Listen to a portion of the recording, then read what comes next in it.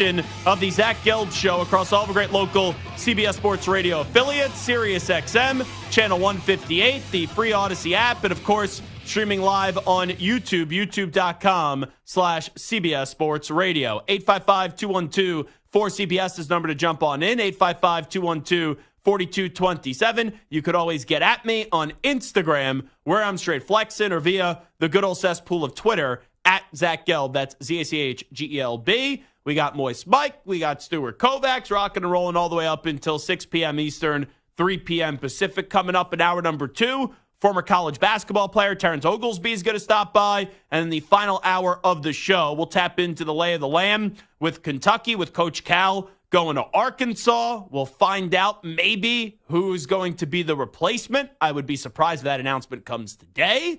But it does feel like Billy Donovan or Scott Drew with some developments yesterday. We'll tap into the Kentucky sports scene with Matt Jones, who's a longtime talk show host in that area. But we start with the national champion, and we start with the program in men's basketball that's been the most dominant program in the last 30 years in my lifetime, and that's the UConn Huskies. We have seen 3 coaches all win championships at UConn in the last 30 years. We know the legendary Coach Calhoun started UConn with winning 3 championships. Kevin Ollie, he won a championship. And now Danny Hurley has taken it to a different level where last year, when you thought of UConn, even though they weren't dominant in the regular season, they were dominant in the postseason with a tournament average margin of victory being 20 points per game. Then you lose your top 2 leading scorers from a year ago, and you got better. Think about that. You win a championship. We talk about how tough it is to repeat. Before UConn did it last night, the last back-to-back national champion were the Florida Gators, coached by Billy Donovan. And this UConn team was better in the regular season, and they were clearly better in the postseason than the team a year ago that won a national championship and lost their top 2 leading scorers from a season ago. UConn now holds a record for the largest average tournament margin of victory, with it being 23.3 points per game. Prior to this tournament, it was the 1996 Kentucky Wildcats in their championship run, where their average tournament margin of victory was 21.5 points per game. And here's the craziest part about UConn and what they've done the last 2 years with Danny Hurley. You can't really point your finger to one thing. And you look back at this run and each game in the tournament, you can make a case in each game that their best player was this person, and then it was that person, and then it was this person.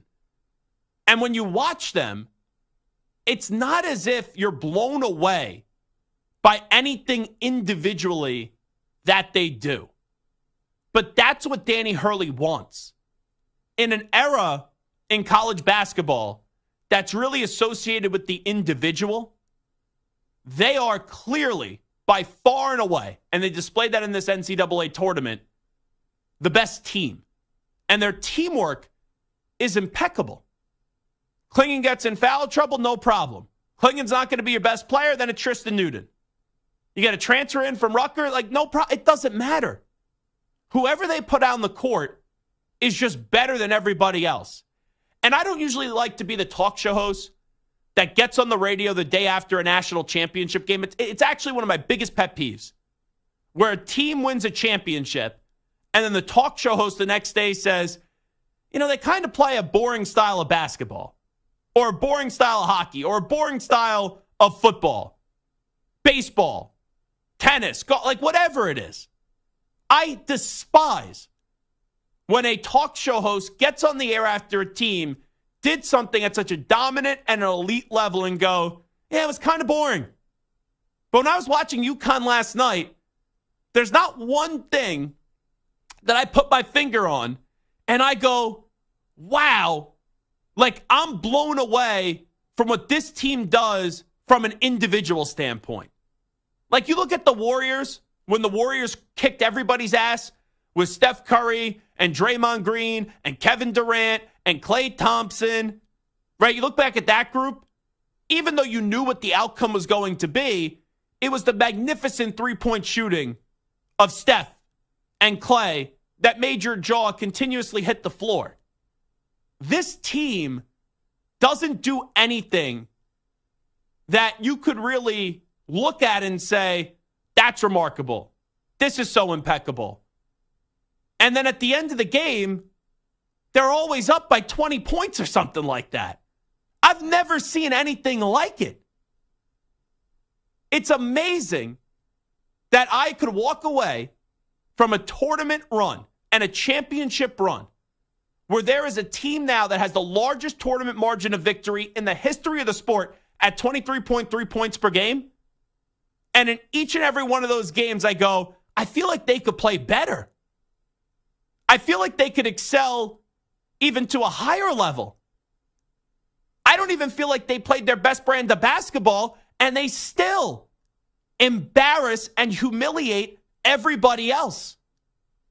With great defense, with great post play, and their backcourt and the guards, and you look at the difference from, like, you look at the women's championship game, the clear difference was points in the paint. Points in the paint, South Carolina was so much better than Iowa. But you go to the men's game last night, and I'm not saying that all these points, obviously, they didn't occur from the three-point line or from the perimeter, because UConn was only 6 of 22 from three-point range. But you look at the guards last night, Castle had 15. Newton had 20. Spencer had 11. You had a guy off the bench give you 9, too. And then you look at the Purdue guards, Smith only had 12. Lawyer had 0. Jones only had 5. The difference in a sport where you entered the Final Four, and we all said, look at the bigs, right? This was a Final Four that you went into it, and it was Edey of Purdue, right? You thought of Klingon at UConn. DJ Burns, the big fella from NC State, that was usually an anomaly. Because how many times you get the old kind of cliches and the traditional sayings, oh, this time of the year in March Madness, guards win, backcourt play wins. And UConn's backcourt players, their guards, were by far and away superior than what Purdue had to offer last night. And it's not even close. And like if I would have told you, and this is the most impressive part, that Zach Edey would have 37 points in a championship game, you would probably infer that the game would be somewhat close. But UConn ended up winning the game by 15 points. And that, to me, it's like you look at them and you know the avalanche is coming. You may not be able to see it.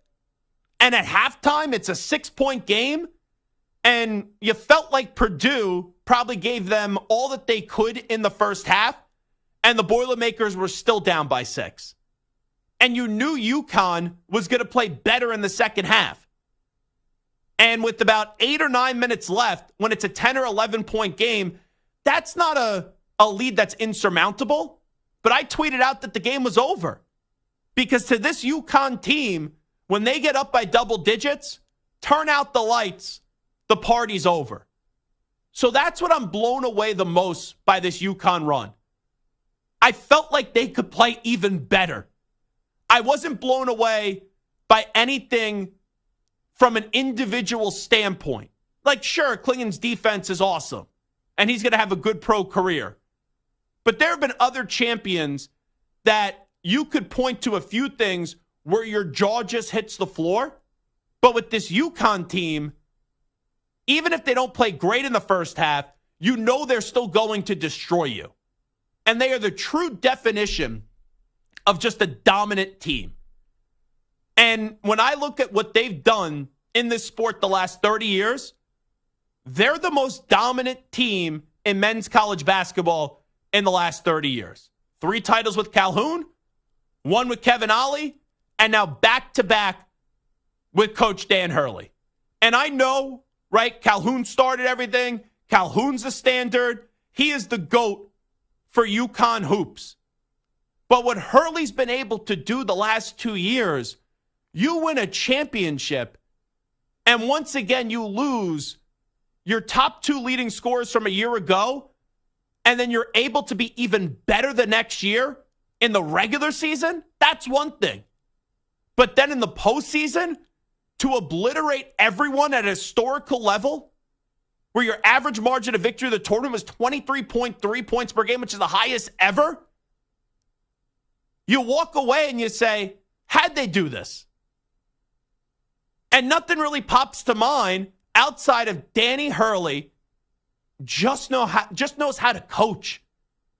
And that dude gets an incredible buy-in from his players, and they didn't feel a single ounce of pressure throughout this entire run.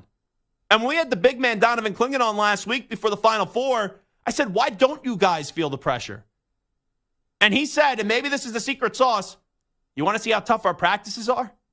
No one practices harder than the UConn Huskies. And you could say that as a player, right? And everyone says that. But it's true. Because their practices, I would love to go to their unfilmed portion of their practice and see what really goes on. See how the sauce is made, right? Peel back the curtain a little bit. Because they step on the court, and that's what is the craziest part. The game comes easy to them. And everyone expects them to win. And going into this tournament, like there's been years where you say, this team's going to win. I'd be shocked if this team doesn't win. And then they go home in the round of 32. Or they get to the Elite Eight and they lose. Or even they get to the Final Four and they lose in the Final Four. We all knew without a doubt this was the best team in the country. And throughout the entire season, they've displayed that not only they were the best team in the country, but they were the best team by a wide margin. Like, what did everyone say? What did every Tom, Dick, and Harry say leading into the game last night? Even Danny Hurley said it. These are the 2 best teams in the country. Like, just because you get to the championship doesn't mean you're the 2 best teams in the country. But this year, that was true based off the regular season and it translating into the postseason. And the supposed second best team in the country couldn't even keep it within 10 points of the Huskies, as UConn won by 15. And I walked away from that game, and I'll sound like a broken record player, where I actually thought UConn could find a different gear. I actually think they could have played better. And them just even playing good basketball is still 10 times better than what anyone else could have offered in the sport this year. So hats off to Danny Hurley. Hats off to the UConn Huskies. In my lifetime, probably the most recognizable team and the most recognizable program is Duke, but that doesn't mean you're the most dominant. UConn, in my lifetime, 30 years, since 1994, has been the most dominant men's college basketball program in the country. 7 Final Fours, 6 national championships. Calhoun started it. Ollie won a title. And now Danny Hurley is going to continue what Calhoun did, and he's going to take it to a new level. Because this dude, it's crazy. When you win back-to-back championships, he's just getting started. And this isn't one of those things where you win multiple titles and you win 2 championships and then you never win again. I would be stunned whenever Dan Hurley walks away from UConn if he doesn't add at least 1 more national championship. And just saying, oh, at least 1 more, Zach? It feels a little bit weak right now of a statement to make on the radio because they have this UConn machine humming. They have this UConn machine rolling. And this coach is that much better right now than every other coach in college basketball. There's no more Roy Williams. There's no more Coach K. There's no more Jay Wright. And he is by far and away the best coach in the sport and now the face of college basketball. Line up, try to beat him. Some years you will be successful, but when it's all said and done, Dan Hurley is going to go down as one of the more impressive coaches in the history of college basketball. And it happens to a great family. With his father and all the legendary years that he spent in Jersey as a high school coach. We all know what his brother has meant to the sport. And now not only does Danny Hurley have a seat at the championship table, he may be kicking Pops and his brother off the head spot, because this is just wild what he's able to do. 855-212-4CBS, 855-212-4227. It is the Zach Gelb Show on CBS Sports Radio. Samter, why are you a curmudgeon today? I just gave you a great 15-minute kick-ass monologue, if I may say so myself. And as I'm about to toss it to the break, I see you shaking your head. And you're disgusted. What are you disgusted about? You're not even close. Well, you're close. But they're not the most influential, best program of the last 30 years. UConn is not. Who is? Duke? It's Duke. Duke is, as I said, more recognizable. But from a numbers standpoint, in the last 30 years, UConn has more championships. That's the only number they have more of, right? They both have 7 Final Fours. Duke has been a number 1 seed 12 times compared to 5 times for UConn. Mm-hmm. Duke has missed the tournament exactly twice in the last 30 years to UConn's 9 times. Duke has 4. They're also the brand of Duke, let me remind you. Duke also has 4 number 1 overall picks in the NBA draft, 0 for UConn. 2 players drafted number 2 for UConn, 5 for Duke. Okay. So players that move to the NBA, star quality players, star talent, the number of Final Fours, number 1 seeds. Coach Cal puts a bunch of players in the NBA. I mean, listen, you more can than make Duke an, and you can UConn make an combined. argument about Kentucky also, but no, you can't. I would put in the last 30 years. I would put Duke 1. I would put UConn 2. Maybe Kentucky, UNC, Kansas. I'd have to go through the numbers to see who would be number 3. But UConn's somewhere in that 2-3 range. I'm more impressed with what UConn's done the last 30 years than Duke. UConn has the 6 titles. That is the most impressive thing. That's what matters. I get it. Isn't that what we do in this radio landscape? It's how many titles you have, how many championships you have. But there's more behind the story. Duke has constantly been the number 1 ranked team in the country, top 5 ranked team in the country. So they should have won more, and they didn't. Sure, and you can say they failed in the postseason, but UConn, when I think of... And 3 different coaches, too. Right, when I think of college basketball, right, when I think of college basketball from 1995 to now, UConn isn't the first team that comes to my mind. If you listen to what I said Duke is more recognizable. Duke is the more recognizable program in the last 30 years, but it doesn't make them the better program. It doesn't make them the more dominant program, because before those 30 years, right, and just a few years before, 91 and 92, which is not in the 30-year period, we know what Coach K was really able to do. And it made Duke polarizing. It made Duke beloved and hated. But what UConn has done, they are the program in the last 30 years. They may not be the most hated program, but from a success level, I'll take their resume over any other resume in the country. 855-212-4CBS, 855-212-4227. You know what I realized here, Stu? And I don't want Samter to answer this, because then we'll be 10 minutes late for the break. Samter kind of latches on to these teams that just win. The Chiefs latches on to them. Duke isn't my team. I'm just saying that Duke is better than UConn. I was seeing you walking around with your Duke pom-poms before the show. You got like some shirt sent to you by John Shire. Say some nice things on the radio about us. Samter loves to latch on to the teams that just win. See, like me with the Patriots. You're latching out to UConn. They just went back-to-back. I'm not saying I'm a UConn fan. And the Patriots have won 7 titles. 6, I'm the one latching on. Learn how to count. Oh, 6. sorry. I'm sorry. Brady won 1 without them. I forgot. Mm-hmm. But I don't bolt my team like a pathetic thing that you did, bolting your fandom to go pick a new team. I'm just saying here. I got to monitor this. Dodgers go win 6, 7 championships. Oh, that won't ever happen. But they go win 6 or 7 championships the next 10 years. Samter's going to be moving out to L.A. He's going to be a Dodger fan. It's kind of crazy. All righty, we'll take a time out. It is Zach Gelb Show on CBS Sports Radio. When we return, we'll have an update on the Kentucky next potential head coach. You're in a 5-minute break.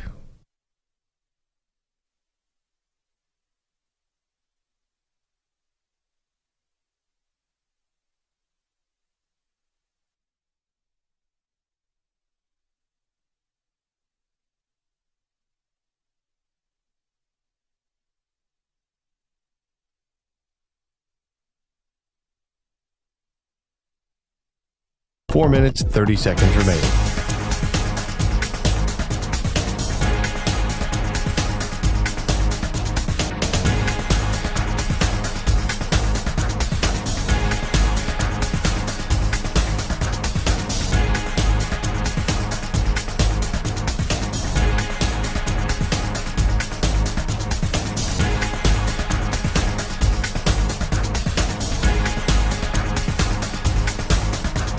Four minutes remaining.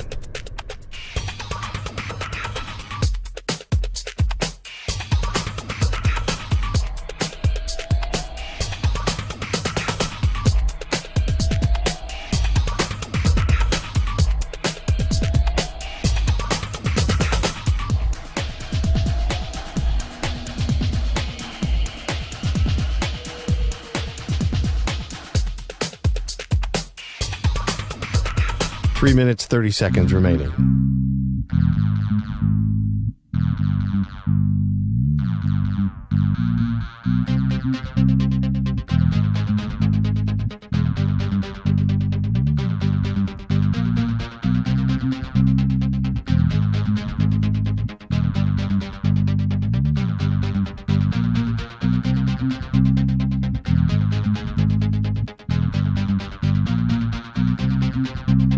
Three minutes remaining.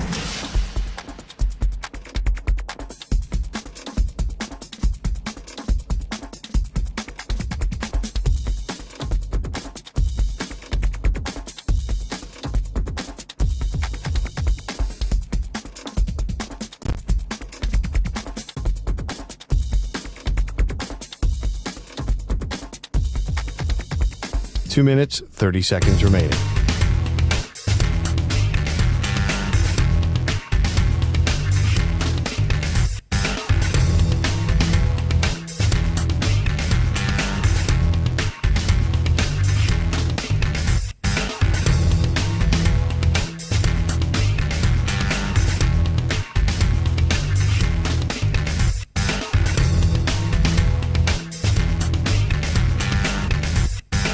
Two minutes remaining.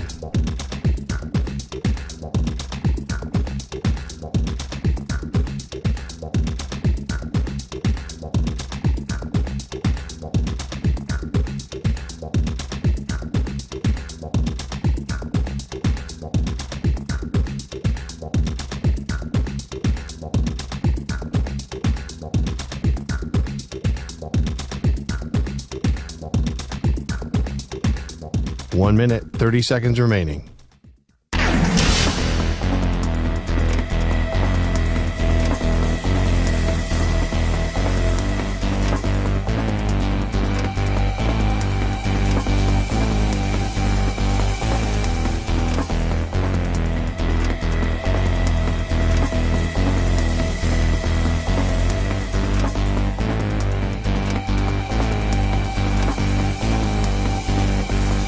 One minute remaining.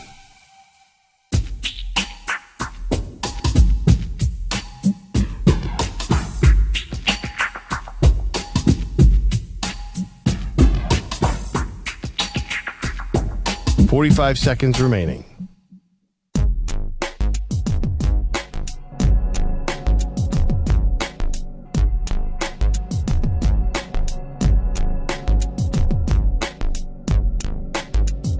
Thirty seconds remaining.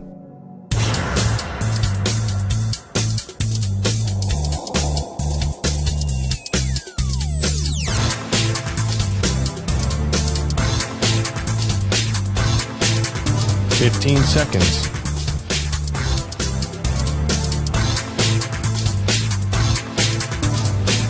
Break ends in 5 seconds.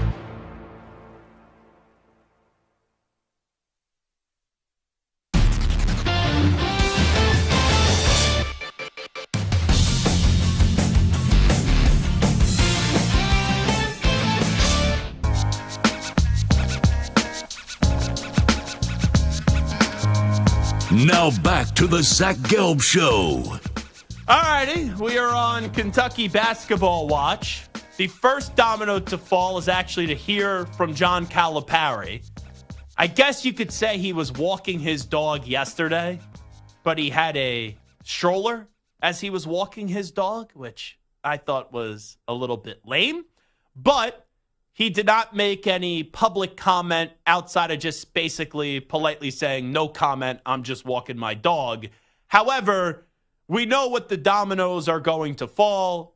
Coach Cal then addressed the media from his couch, I guess you could say, put out a video on Twitter. We'll play you a little excerpt of the 4 minutes in just a second. But he basically confirmed that he is not going to be back as the Kentucky basketball coach, and he thought that the program needed a new voice. Now, there has been no official announcement yet from Arkansas or from John Calipari on his next job, but let me let you in on a little secret. He's going to be the next head coach of the Razorbacks of Arkansas, and he will be doing the Pig Suey chant, which, by the way, this could get me in a little hot water. I think the Pig Suey chant is the best chant in all of college sports. Ooh, Pig Suey! Ooh, Pig Suey! Ooh, Pig Suey! Razorbacks!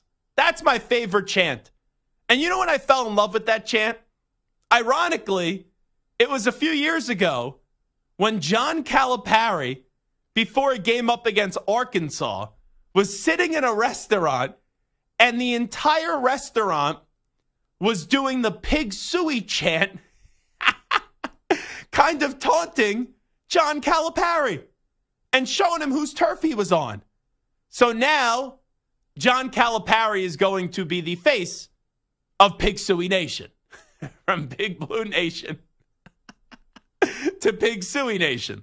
We're just waiting for the official announcement. But nonetheless, let's hear from Coach Cal. Here's about 50 seconds of him talking about his decision to step away from Kentucky basketball. Since our season ended, Ellen and I have spent a lot of time thinking about our time here at Kentucky. It's been a beautiful time for us. This is a dream job. It was my dream job. Anybody in our profession looks at the University of Kentucky in basketball and said, that is the bluest of blue. The last few weeks, we've come to realize that this program probably needs to hear another voice, that the university as a whole has to have another voice giving guidance about this program that they hear. And the fans need to hear another voice. We've loved it here, but we think it's time for us to step away and step away completely from the program. The BS meter on that is at about 1,000. Yeah, we've been thinking about stepping away the last few weeks, and we've made this decision.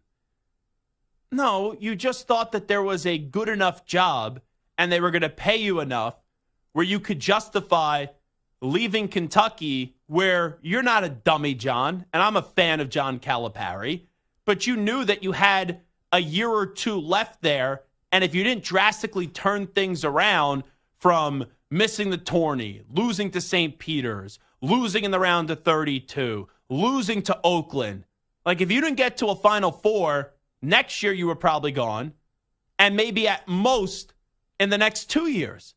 Because the championship window for John Calipari with his style has come to a close at Kentucky. That's why I was adamant once they lost to Oakland that even though it was going to be expensive, I don't give a rat's ass about the finances because they could find a way to get the money, why I thought it was imperative for Kentucky to move on.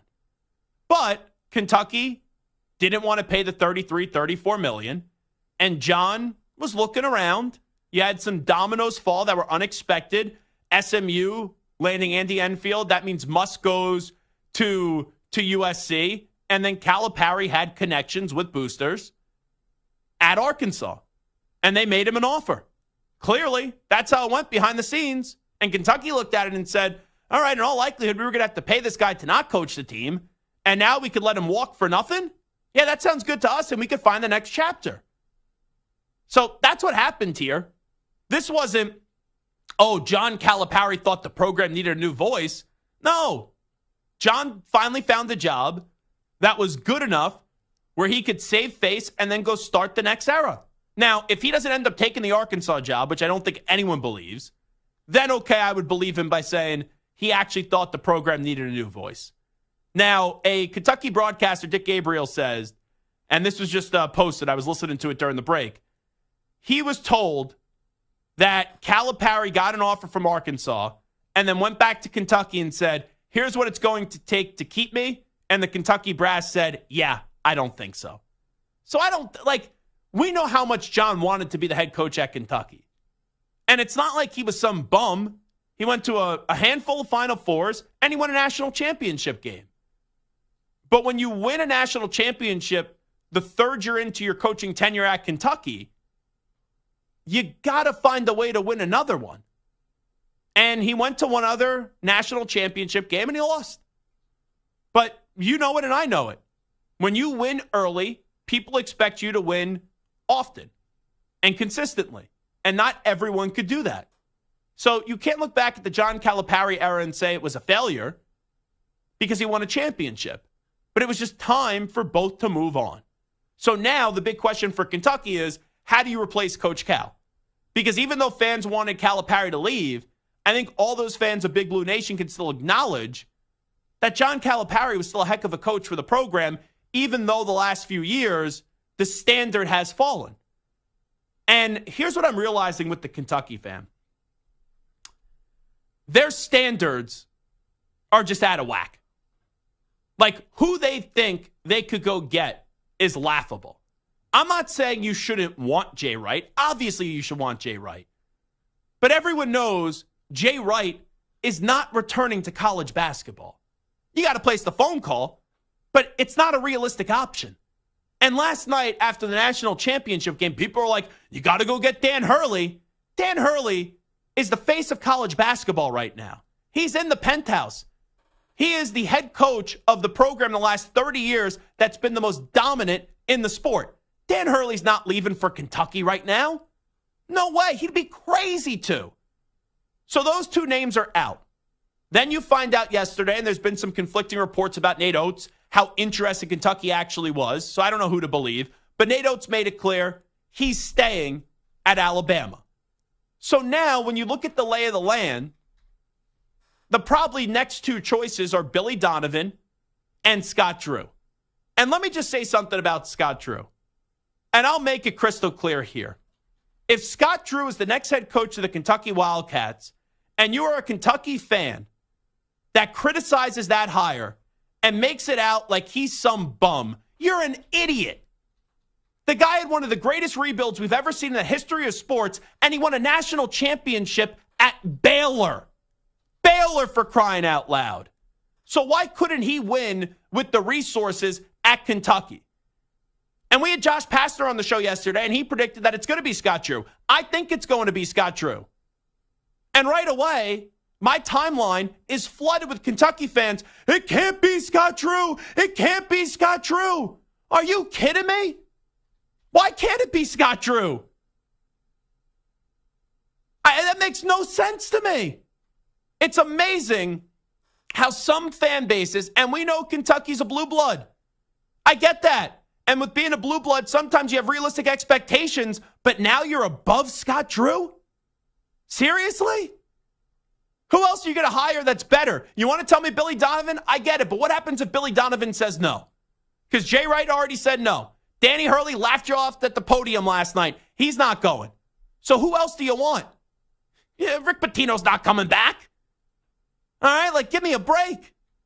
So it's either Scott Drew or Billy Donovan. I said this yesterday. Nate Oates, Billy Donovan, or Scott Drew, one of those three have to be the hire.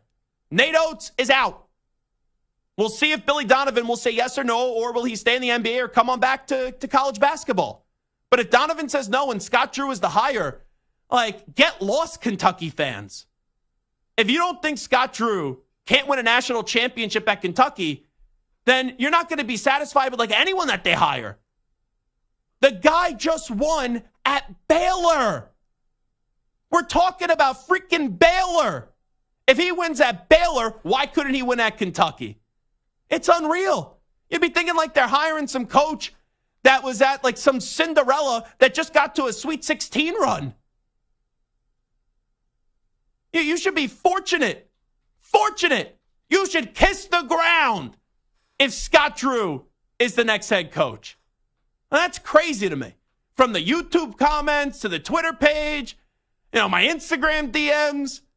Oh, well, why do you and Josh Pastner think it should be Scott Drew? You guys are idiots, morons. No, you guys are the morons. That would be a wonderful hire. Wonderful. That's like crazy to me. I've been this animated about a coaching search, ironically enough, since the A&M fans were like, oh, we can't hire Mark Stoops. Why not?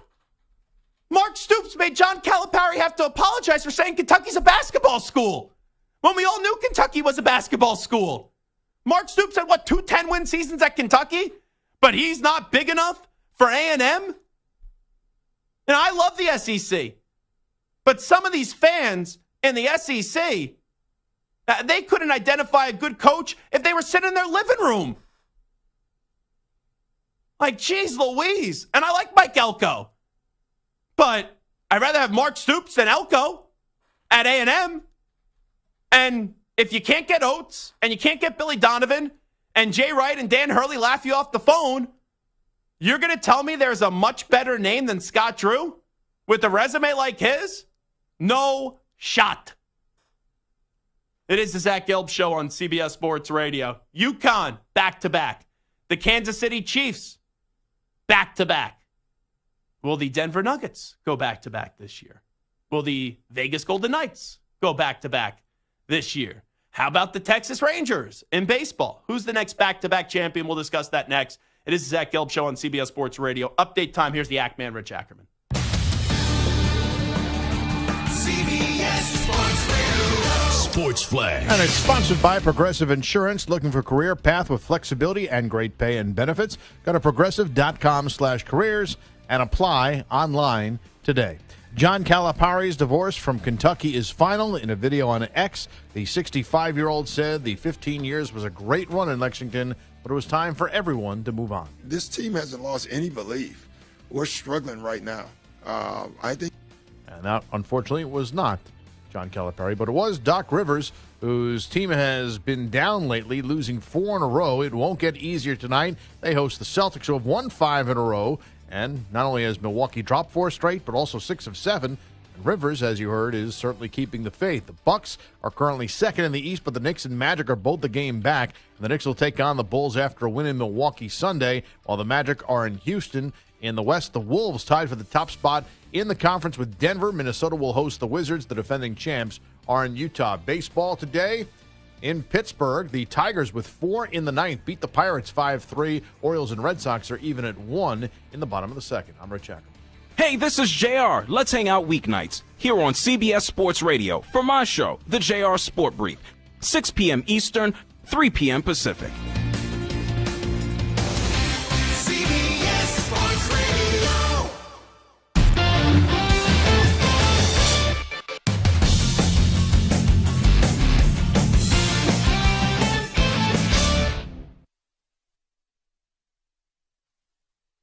You're in a 5-minute break.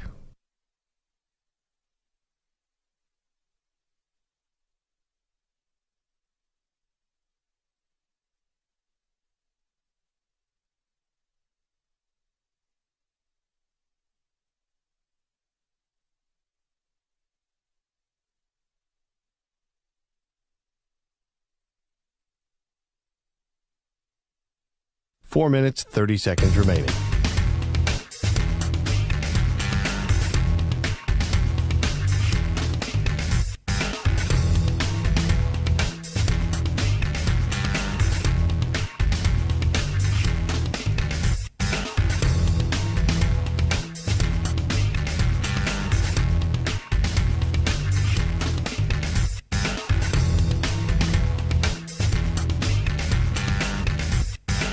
Four minutes remaining.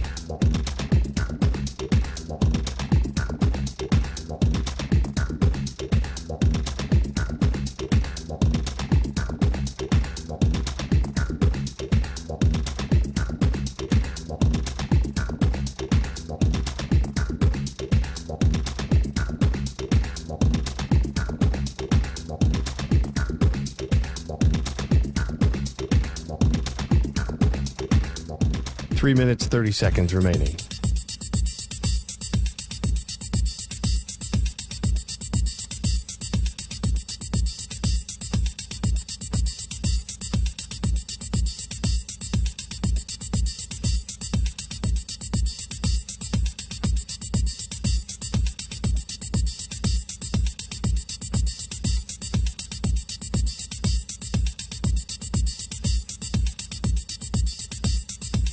Three minutes remaining.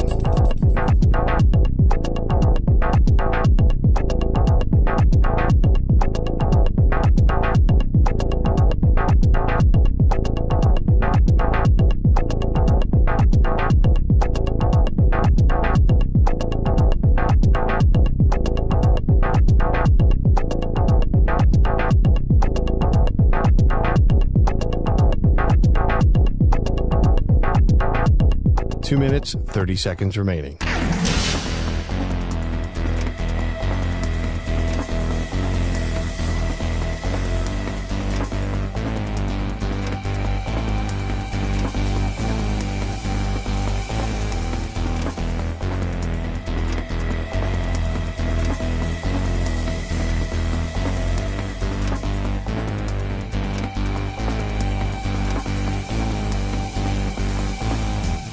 Two minutes remaining.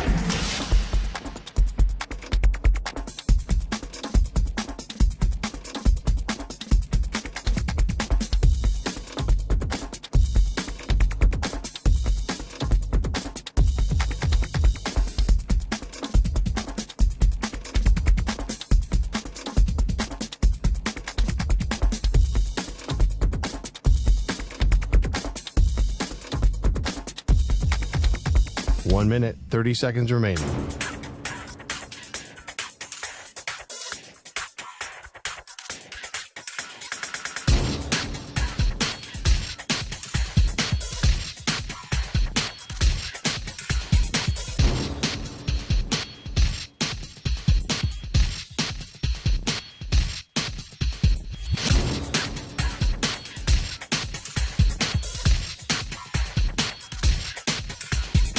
One minute remaining.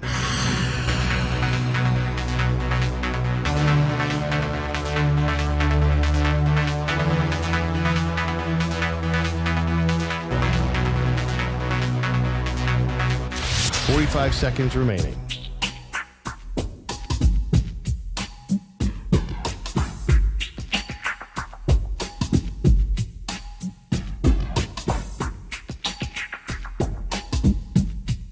Thirty seconds remaining.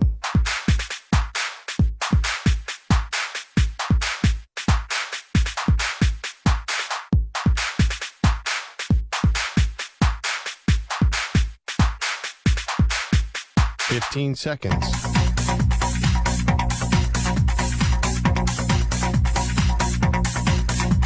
Break ends in 5 seconds.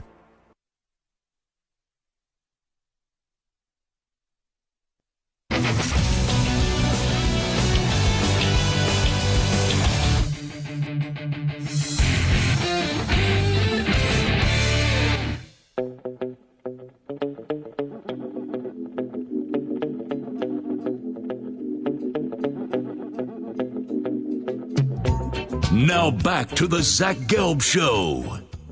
The Defensive Player of the Week is sponsored by the Navy Federal Credit Union, who proudly serves the Armed Forces, DoD, veterans, and their families. Their members are the mission. Learn more at NavyFederal.org. This week's player is South Carolina's guard Raven Johnson in Sunday's national championship win over the Iowa Hawkeyes. Johnson had 4 steals and 2 blocks for the entire tournament. She led the way with 17 steals.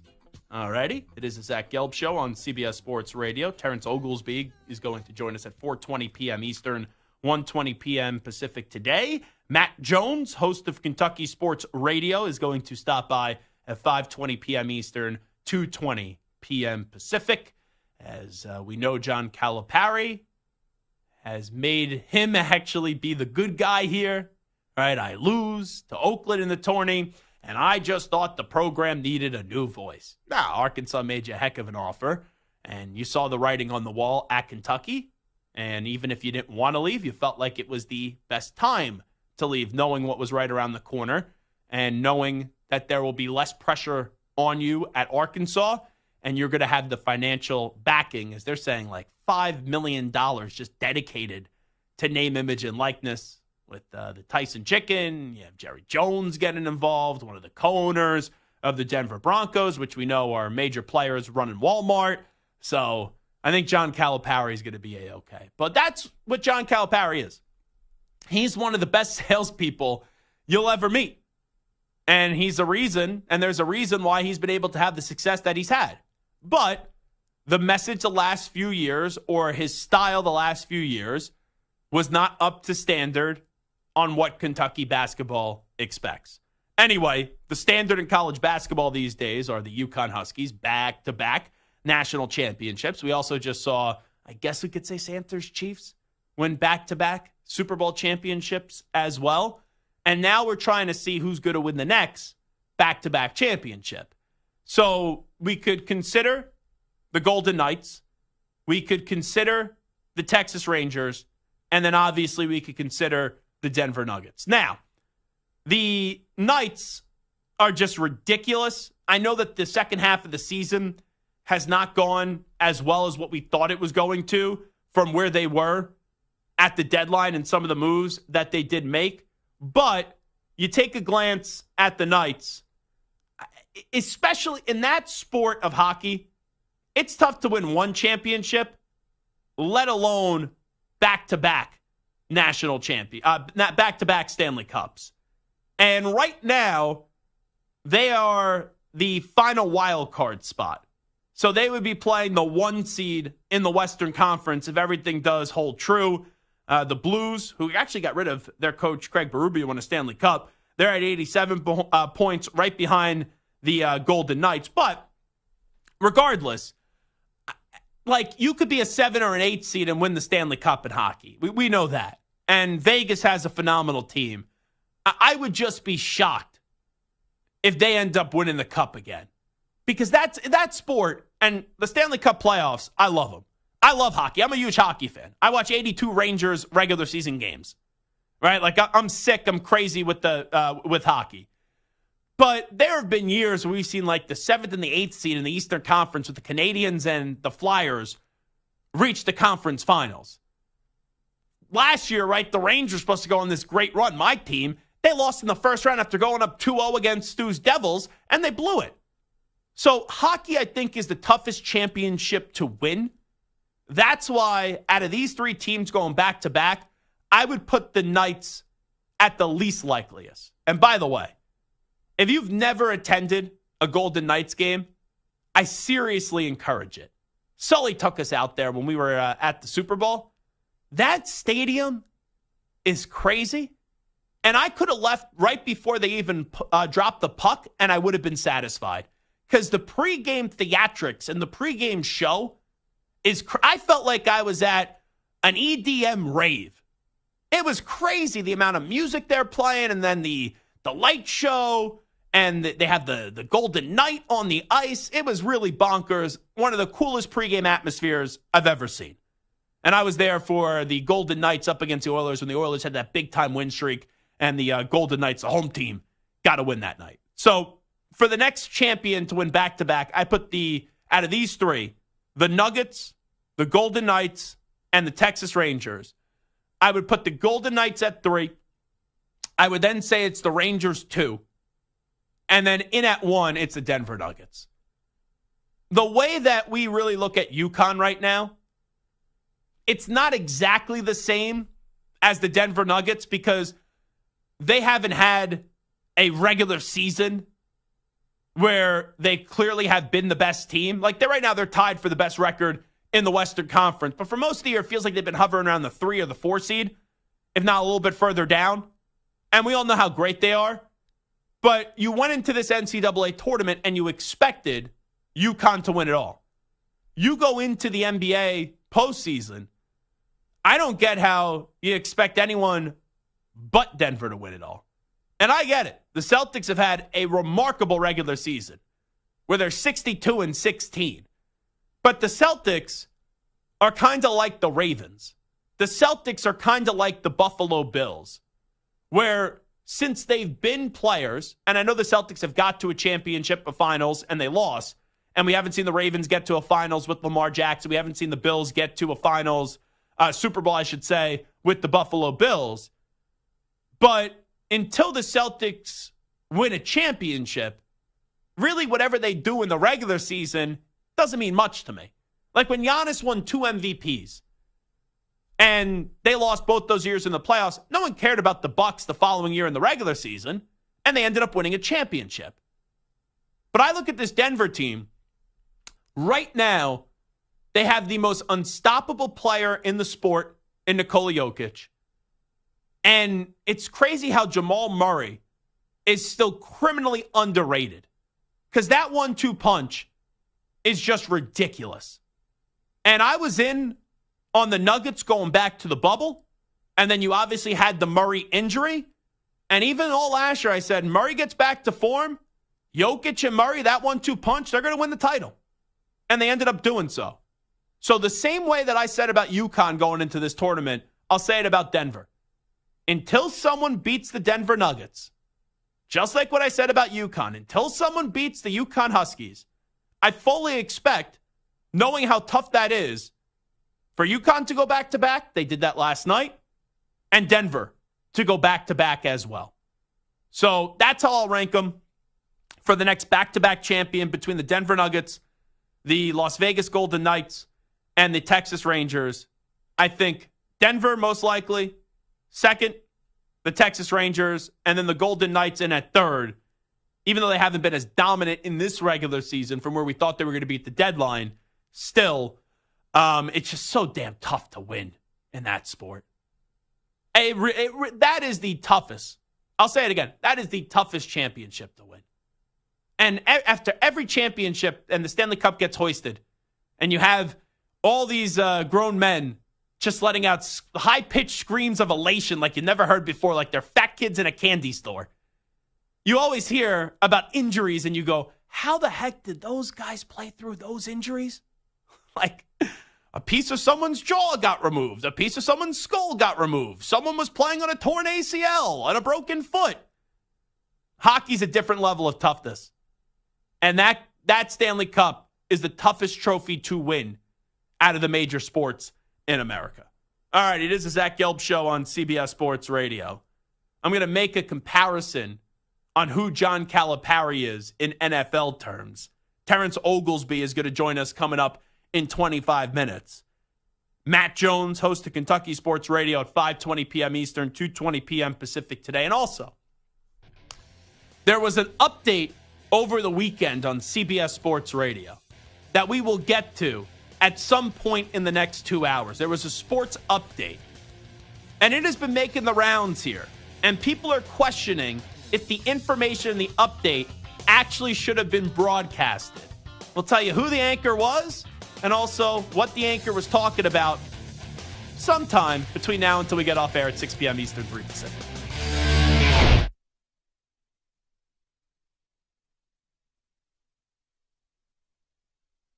You're in a 5-minute break.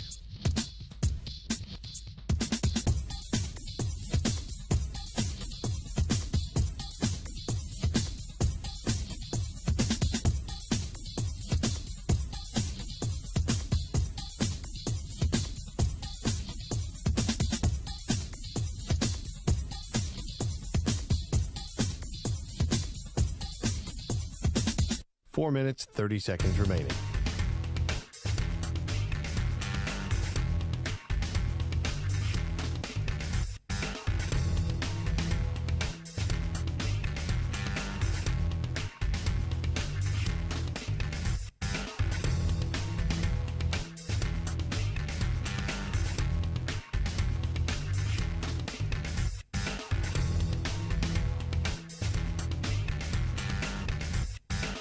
Four minutes remaining.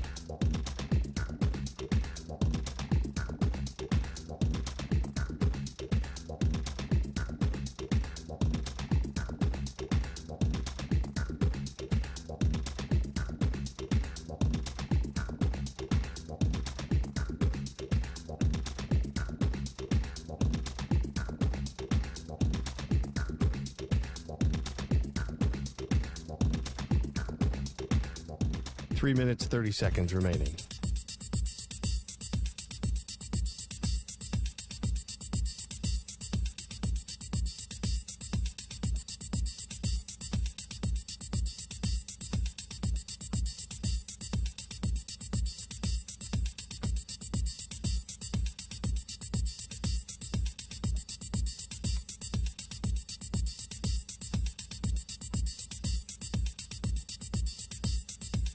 Three minutes remaining.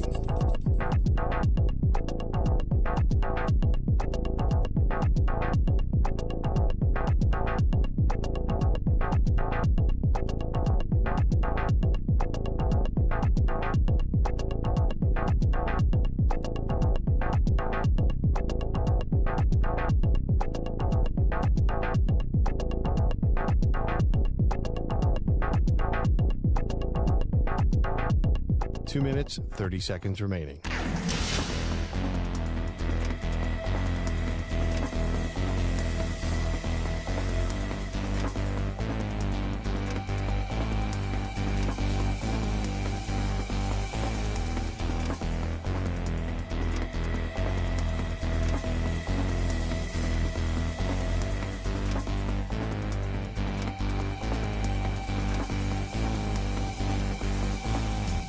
Two minutes remaining.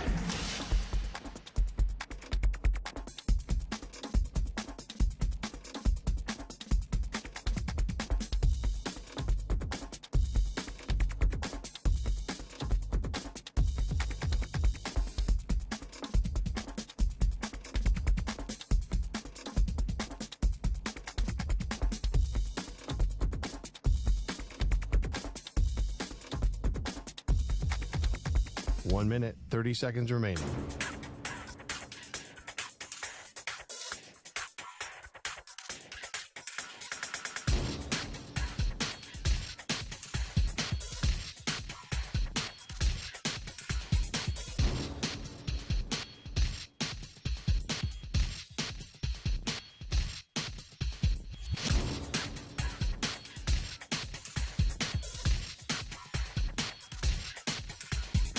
One minute remaining.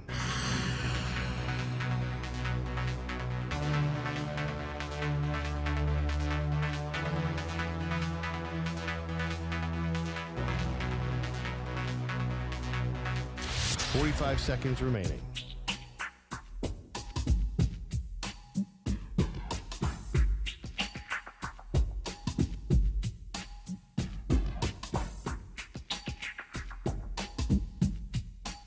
Seconds remaining.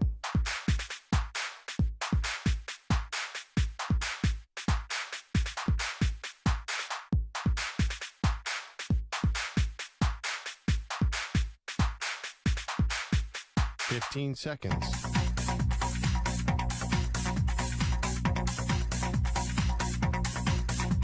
Break ends in 5 seconds.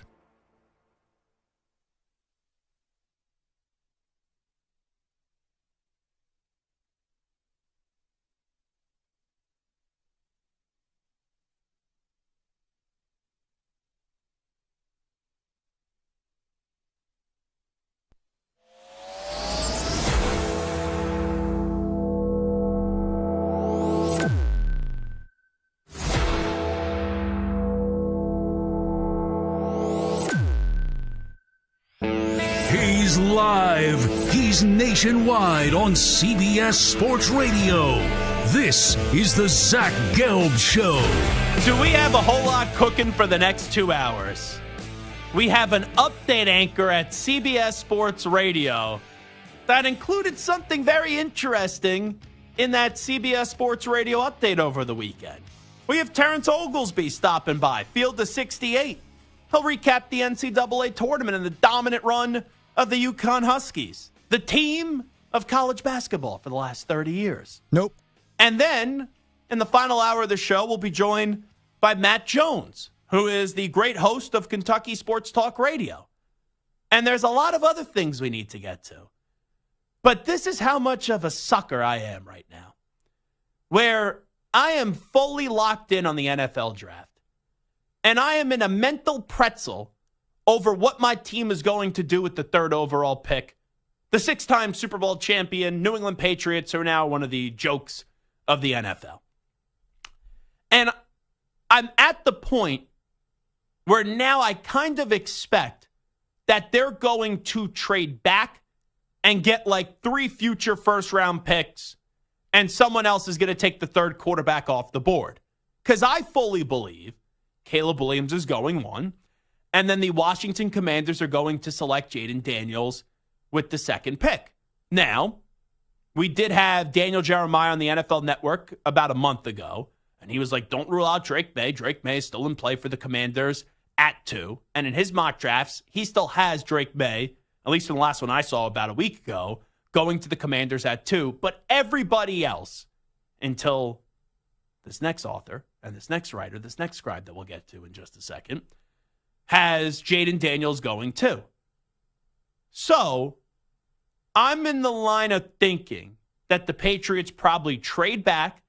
If they don't trade back, then they'll take a quarterback. And if somehow, and this dream is done, I personally would rather have Marvin Harrison Jr. over Drake May.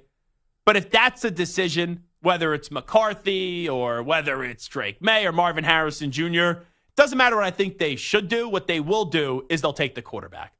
So pretty much it's either 2 options. 1, trade back, or 2, you take a quarterback.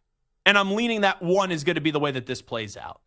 But Evan Silva, who has a good following on social media, and he is the man behind EstablishTheRun.com. In his latest mock draft, and I'm just looking at this, all the headline says is Silva 2024 mock draft 1.0. So there is no catchy headline. You're not trying to stand out. You're not trying to use clickbait and generate some clicks here. But he had the easiest headline to make. And it's that he has the Patriots selecting Jaden Daniels at 3 for one specific reason. So I'm reading this mock draft, and I saw it aggregated at first. And it was a headline, and sometimes you see the headline, and you're like, all right, let's see if it really matches what the headline reads. And anytime now on Twitter, and I'm on it all the time, but you got to take everything you see with a grain of salt, because since now everyone's verified, I have no clue what's true or not. But I did my vetting here, and I've read the actual mock draft. So, with the first pick, he has Caleb Williams going to the Bears. Third-year GM Ryan Poles resets his franchise time clock by drafting the quick-twitch improviser Williams after bailing on slow processor Justin Fields across 3 college seasons. Williams banked a 93 to 13 touchdown to interception ratio as a passer, in addition to 27 rushing scores. He's a born playmaker. All right. That kind of fits the narrative that everyone's pushing. Then at number 2, the Commanders take North Carolina quarterback. Come on, Adam Peters! In Drake May. Loosely comparable to Bills quarterback Josh Allen, May's an aggressive drop-back thrower and high production scrambler who averaged 8.4 yards per pass attempt and scoring 16 rushing touchdowns over his final 2 seasons as a Tar Heel.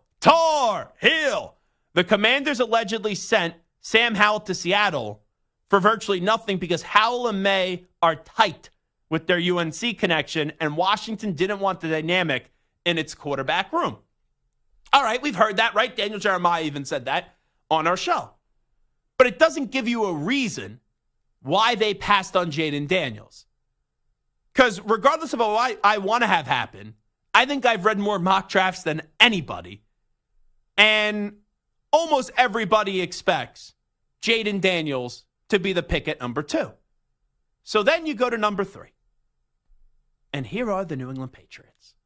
And if you really want to see me die on the spot, if it is draft night and I am sitting on my couch and I get Williams 1 and Drake May 2, and the Patriots pass on Jaden Daniels, whether they trade the pick or they take another quarterback, there will be a noise complaint from my apartment because I will basically be screaming and I will be cursing that the police will be called and people will think that something is terribly going wrong.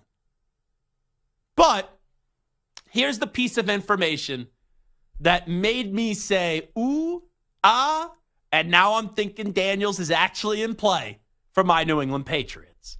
Once again, from Evan Silva, who is now my favorite NFL writer at the great website of establishthorun.com, with a following of over 220,000 people on X. He's also followed by Odyssey Sports. That's our company. Gotta be credible. Gotta be reliable. Gotta have sources. Gotta be plugged in. He's gotta be the football god of mock drafts.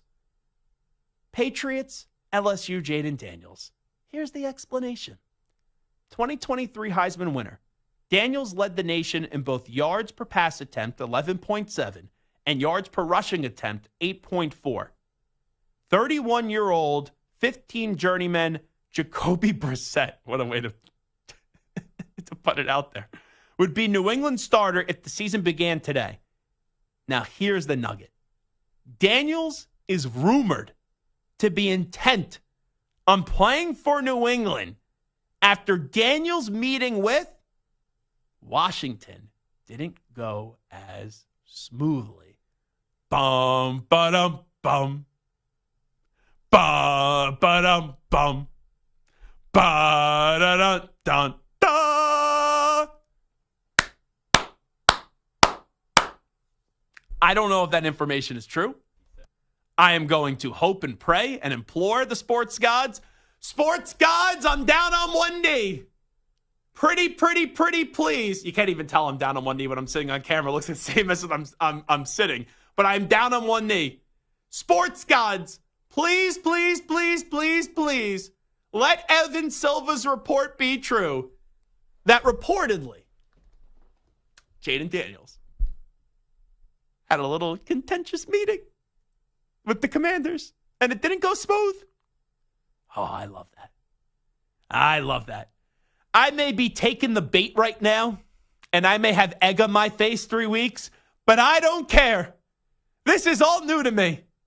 This is real, and this is spectacular, for crying out loud. This is awesome. Don't use that line. I now know what it's like to be a football fan of losers. I know what it's like to be Stu. I know what it's like to be Santer when he was cheering for the Jets.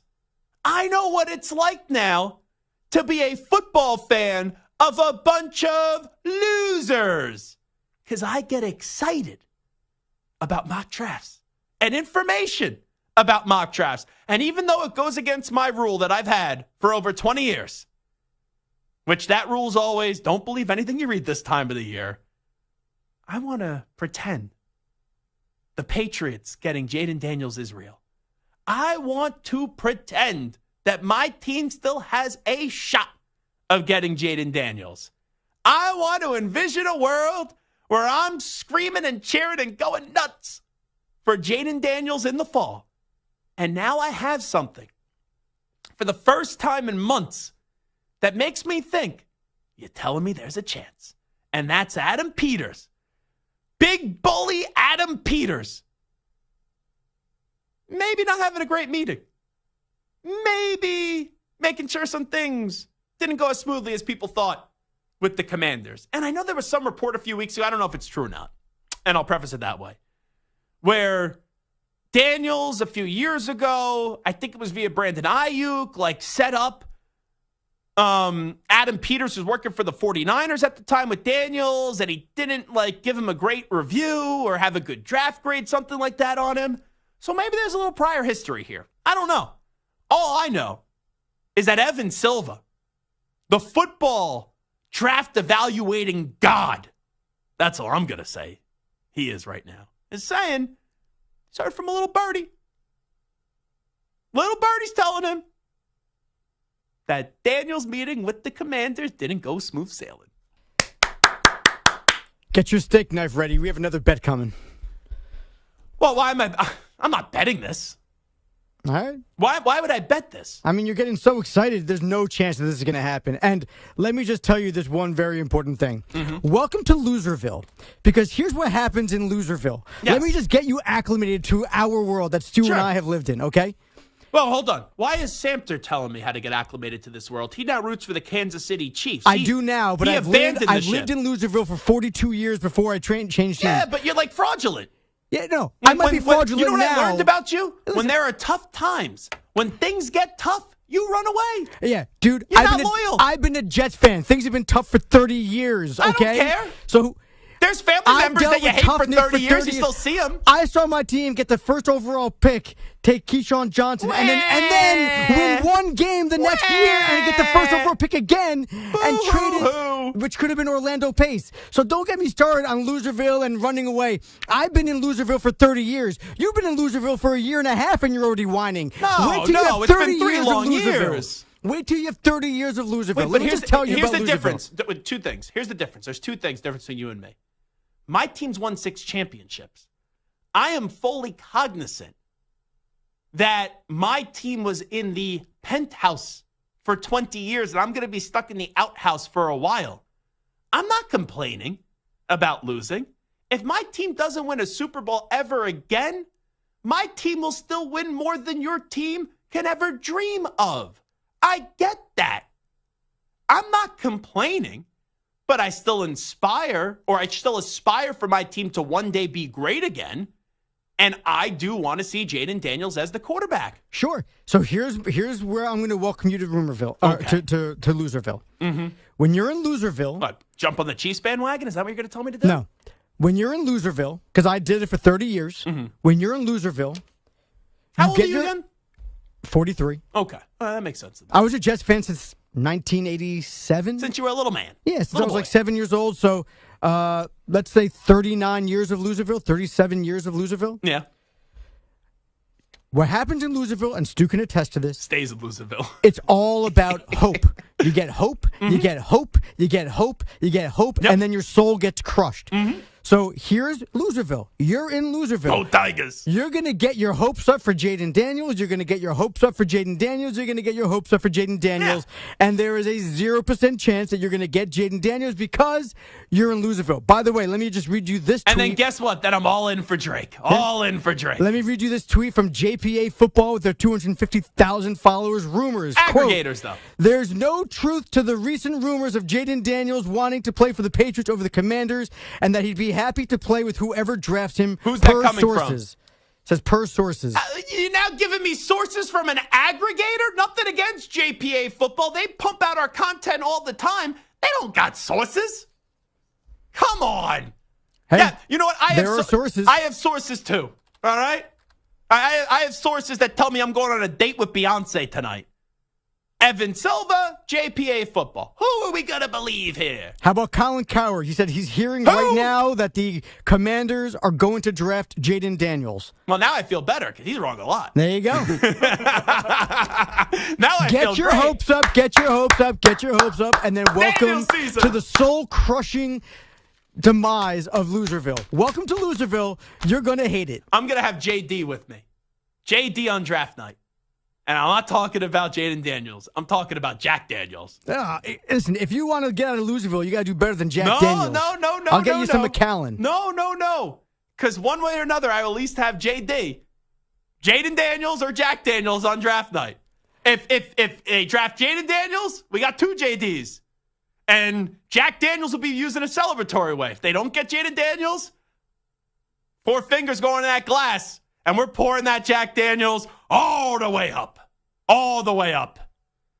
My apartment's going to be liquid by the end of the night. It's just going to be filled with Jack Daniels all over the place as I'll drink my sorrows away. All right?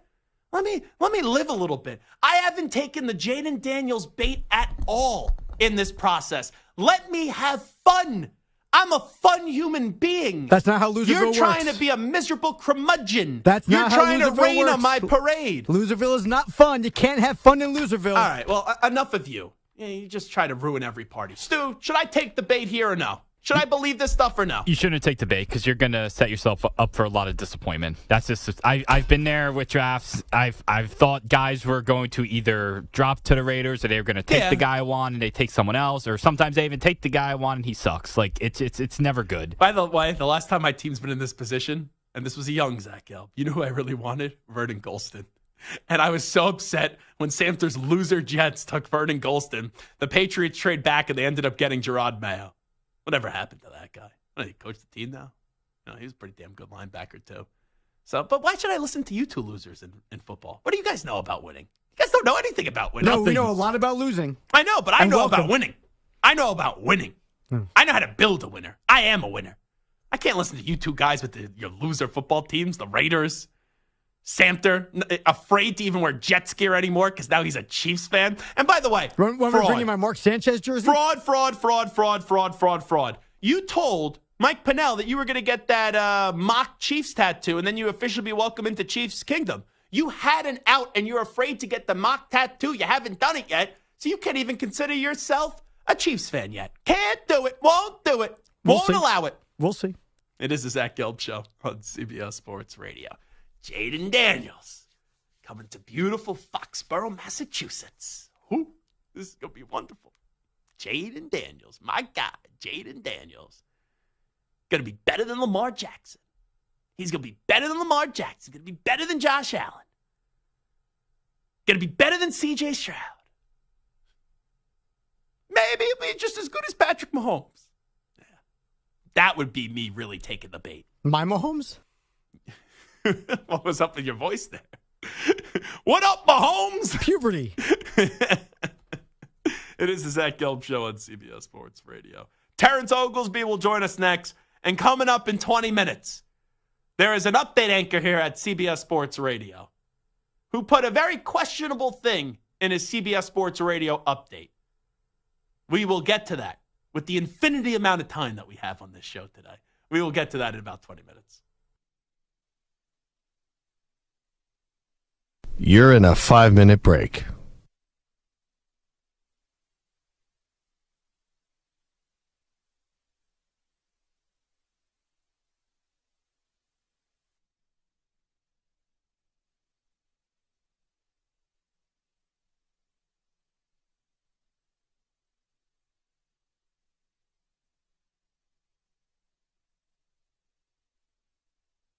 Four minutes, 30 seconds remaining.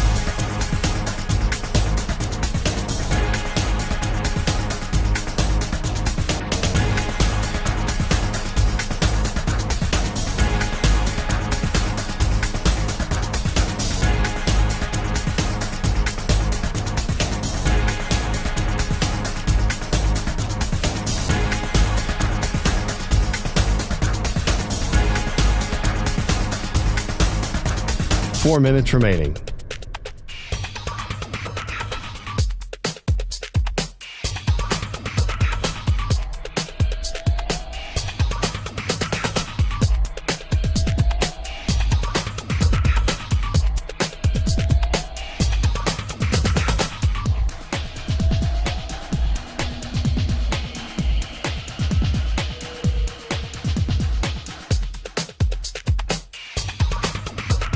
Three minutes, 30 seconds remaining.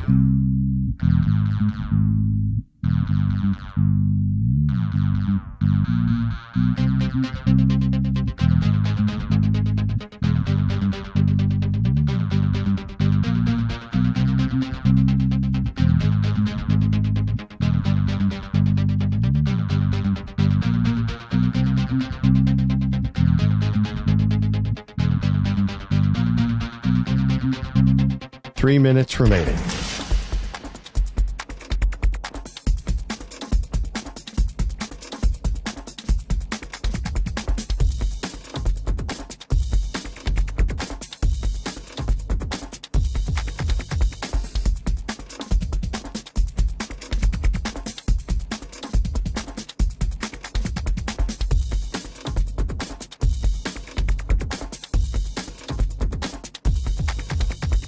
Two minutes, 30 seconds remaining.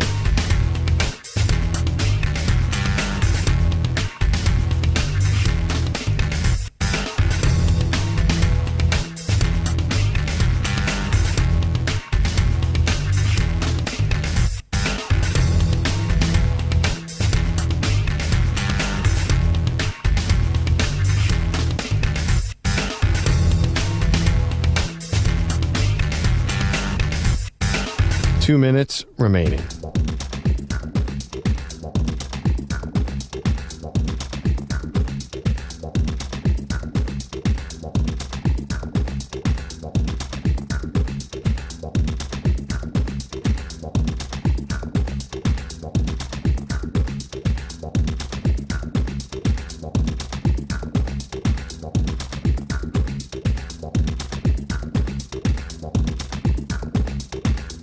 One minute, 30 seconds remaining.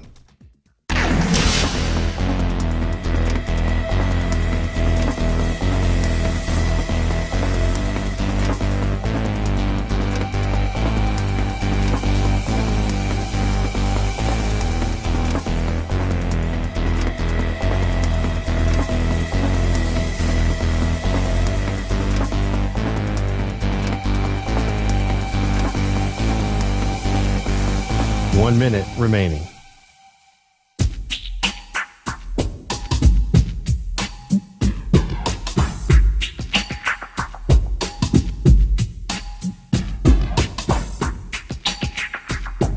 .45 seconds remaining.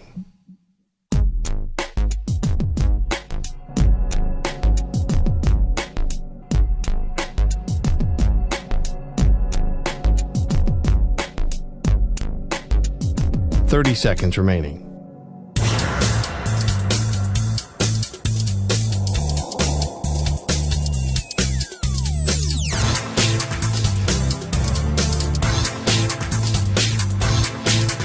.15 seconds.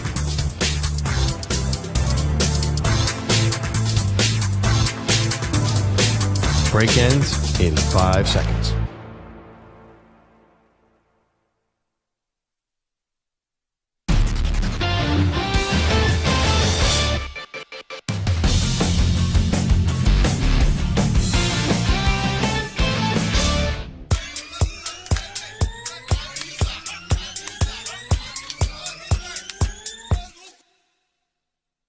Now back to the Zach Gelb Show.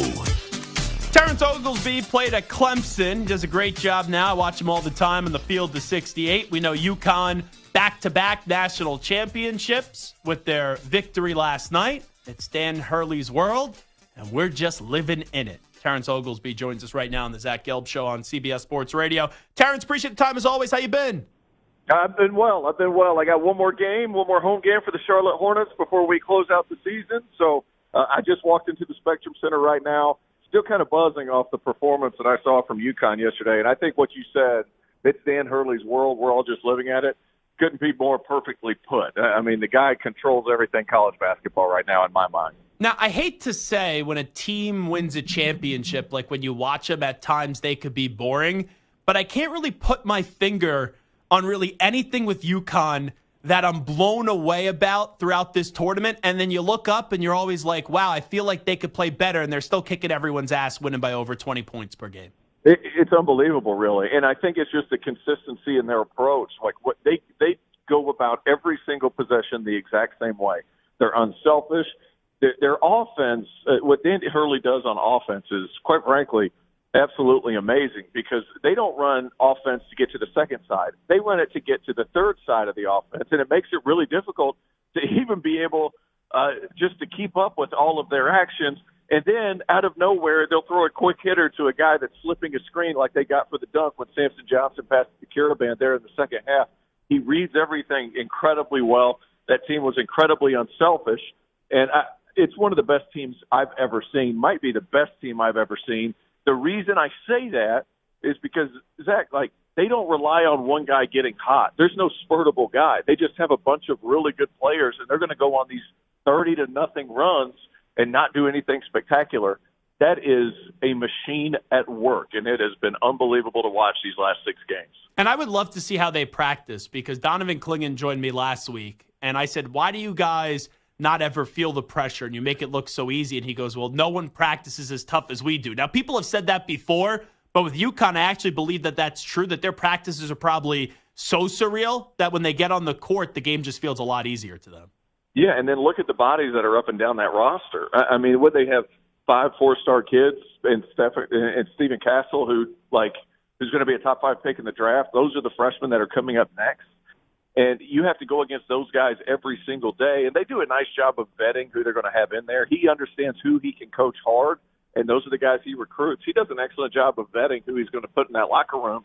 And the fact that they push them so hard, and let's be honest, Danny's as crazy as what he is. Yeah, it makes for an amazing product, and I say crazy in a loving way. Because obviously, yeah. I'm a huge fan of Dan Hurley and everything he's been able to do. You need that in a coach, though. Like, I know he hasn't won a national championship yet, but a lot of people have started to fall in love with Dan Lanning, the head football coach at Oregon, and it's like you see him on the sideline. When he gets on a football field, like, that's his sanctuary, and he's just wired a different way, and there's like a football craziness that takes over, and that's what you see with Hurley. Yeah, there's some antics. You know, he's the face of the sport right now because 50 people will love him, 50 people will hate him. You know, he could be lovable. He could also be polarizing, but this dude he's going nowhere anytime soon. And to see what UConn's done the last 30 years, we know the championships that Calhoun has won, then you had the one with Kevin Ollie, and now the back-to-back.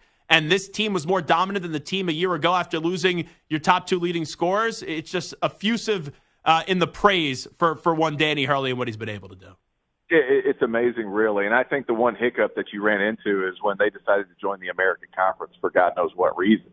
And then the UConn getting back to the Big East. Kids want to play in the Big East. That's the fun part about recruiting these guys is they know what they're getting into. The Big East is as back as it's ever been. And that's an easy thing to sell to because that's a conference where the fan bases are crazy. You don't compete with football. And then you throw in the fact that, hey, there's just talent up and down that league, and it's a challenge every single night. And that's what makes it fun.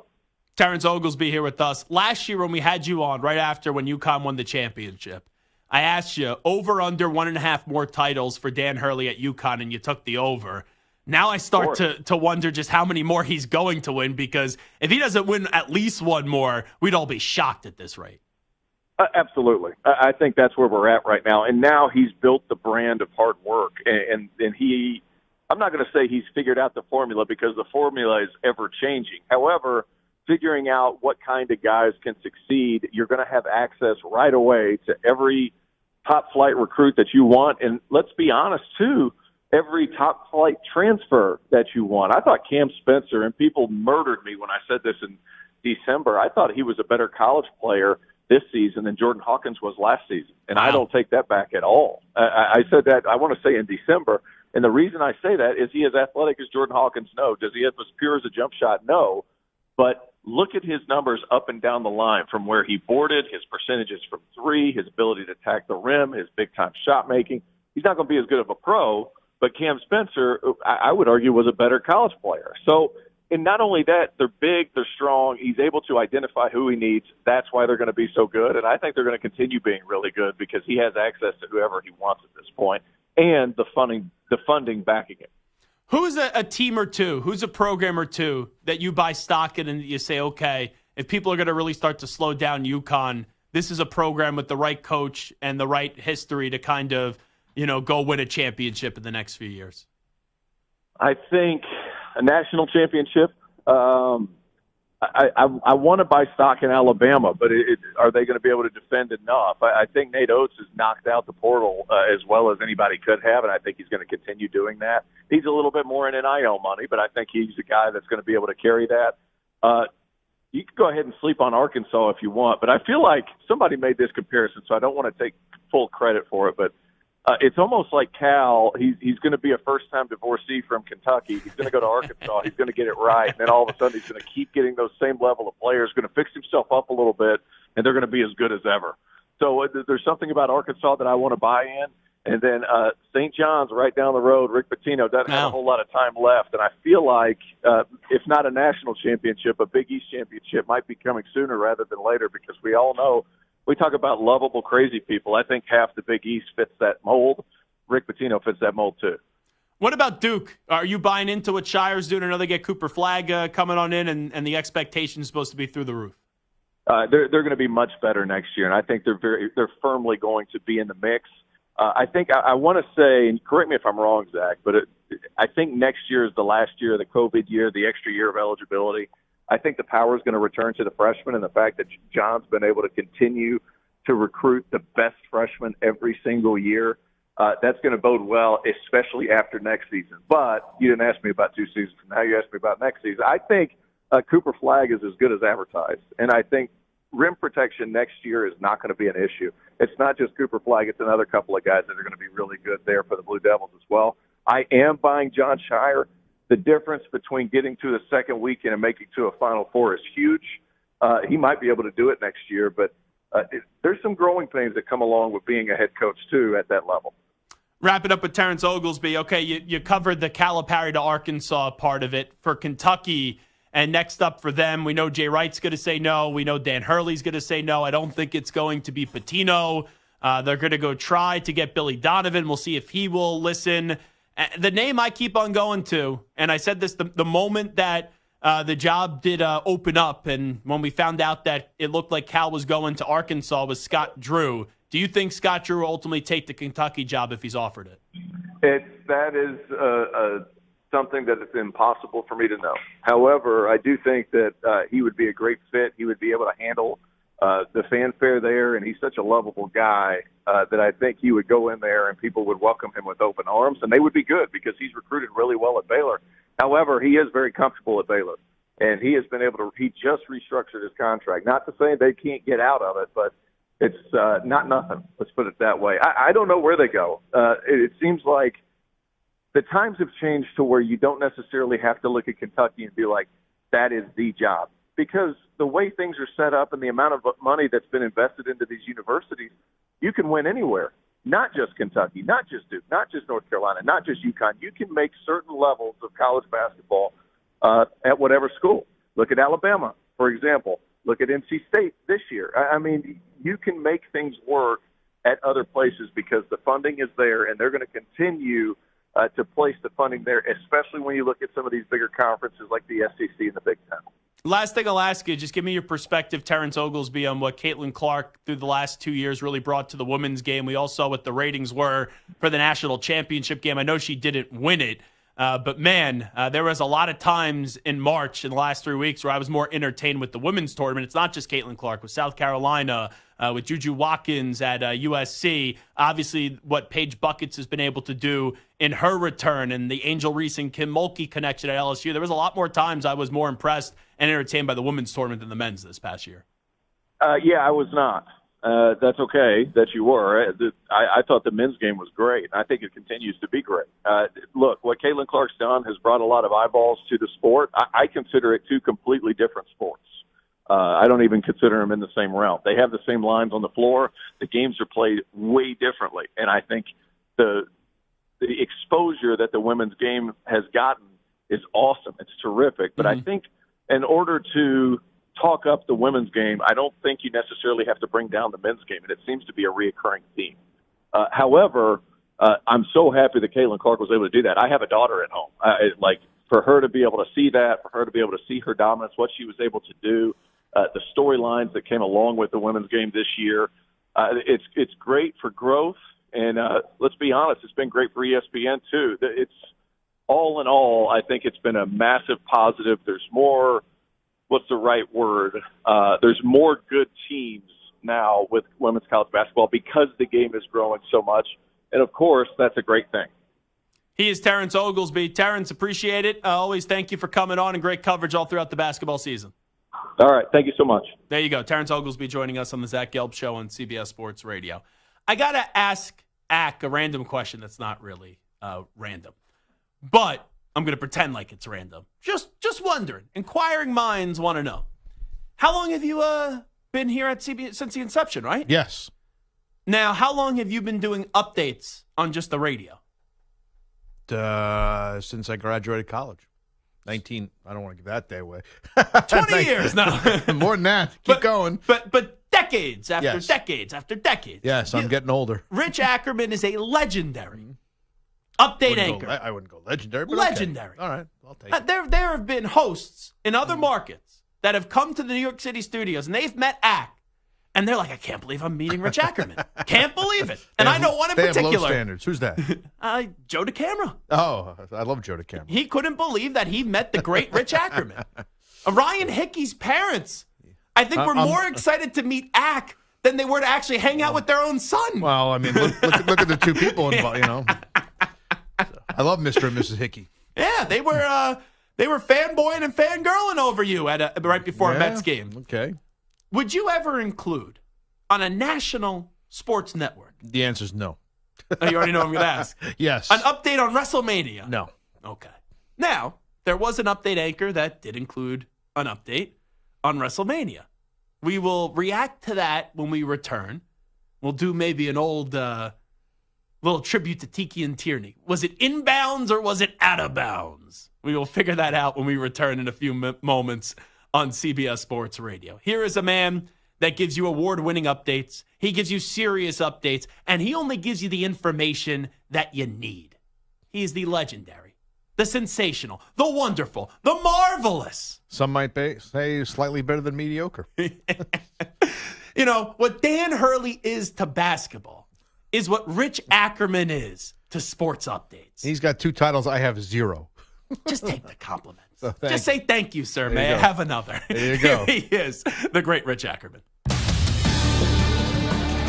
CBS Sports Radio. Sports Flash. Speaking of great, 15 years, 410 wins, and a national championship. It was a great run for John Calipari at Kentucky, but today it officially ended with the words coming from the Hall of Fame coach himself.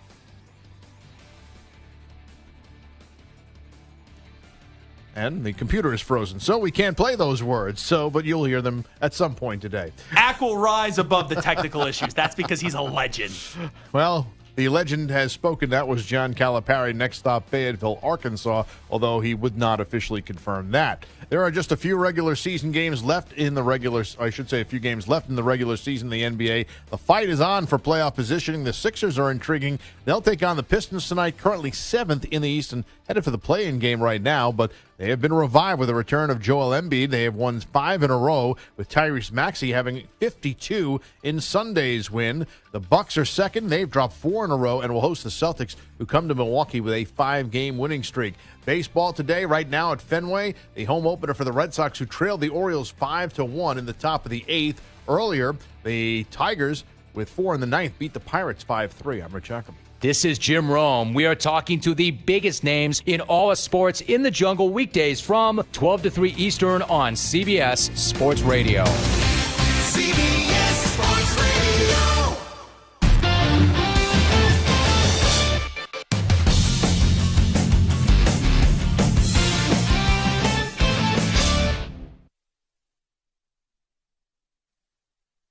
You're in a 5-minute break.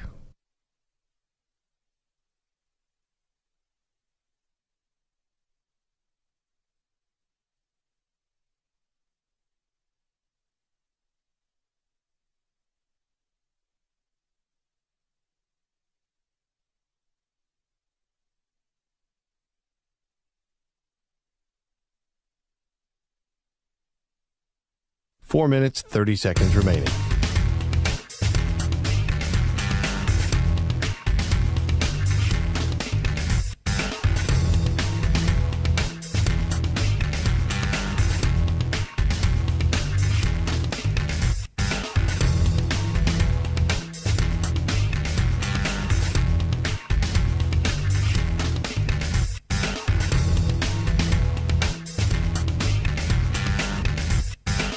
Four minutes remaining.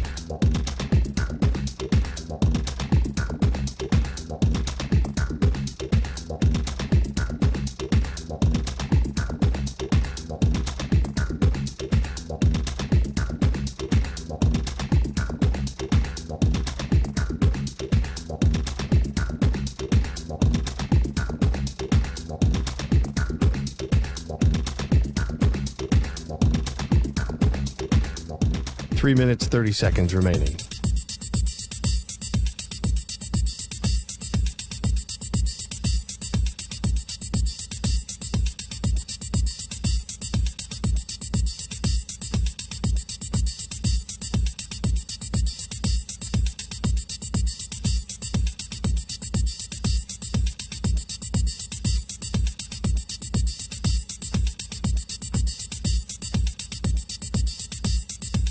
Three minutes remaining.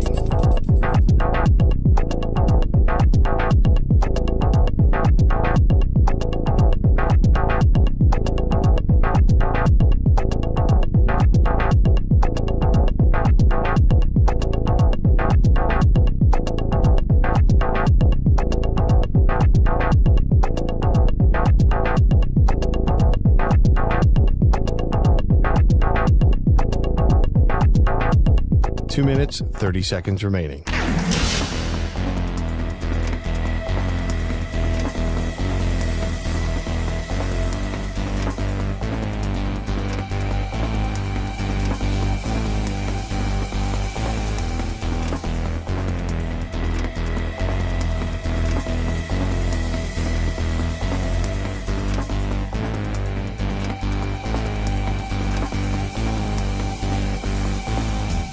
Two minutes remaining.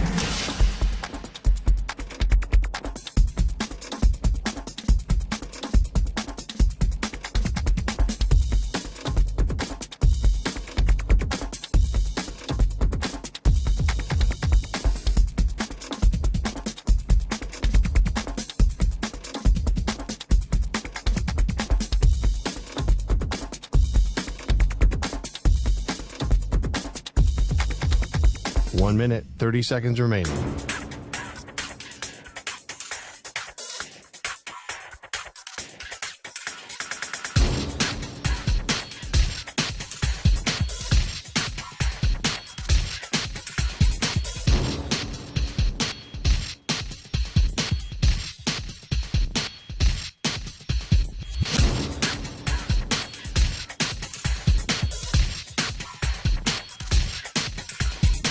One minute remaining.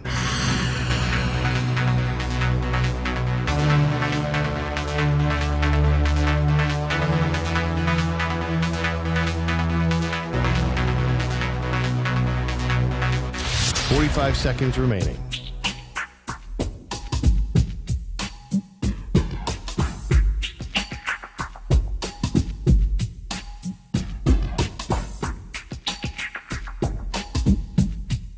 Thirty seconds remaining.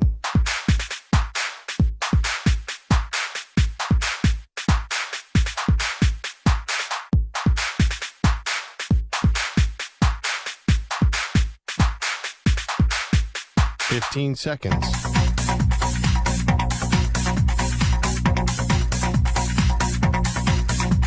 Break ends in 5 seconds.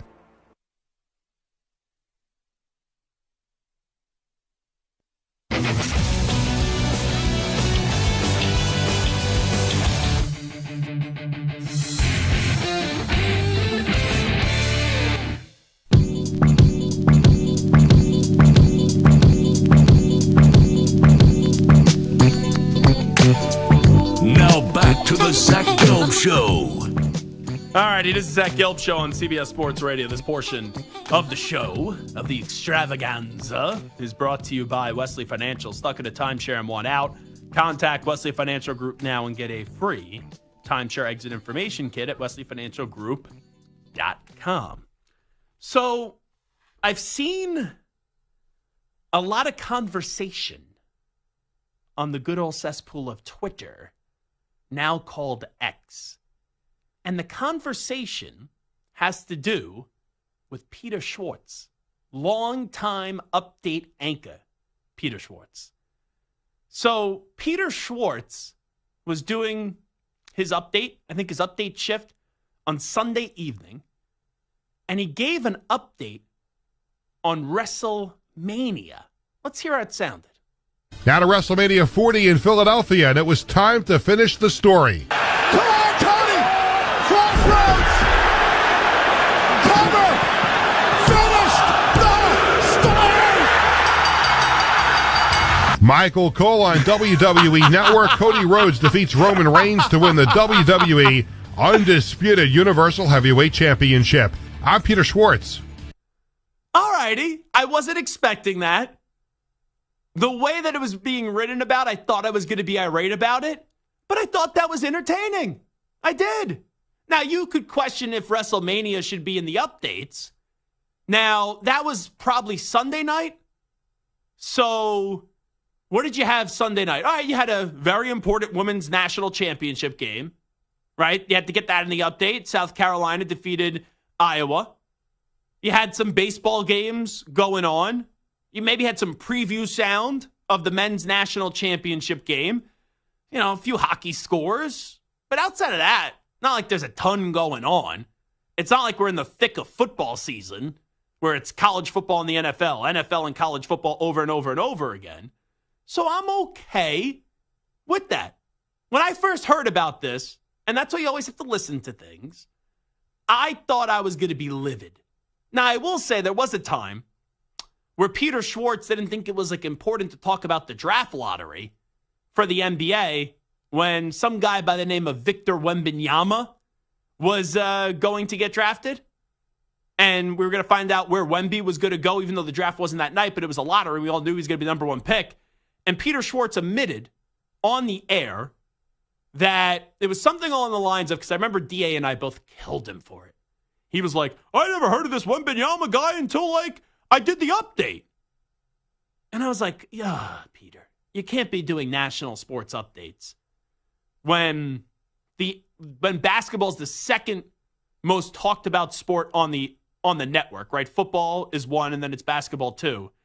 You got to at least know who Wembanyama is. And Peter's response to me was like, well, do you know who this lacrosse player is? He named some lacrosse player. And I was like, no. And no one's ever going to listen to a national radio show and say, oh, Zach, tell me about this lacrosse player. And if I needed to know about him, I would.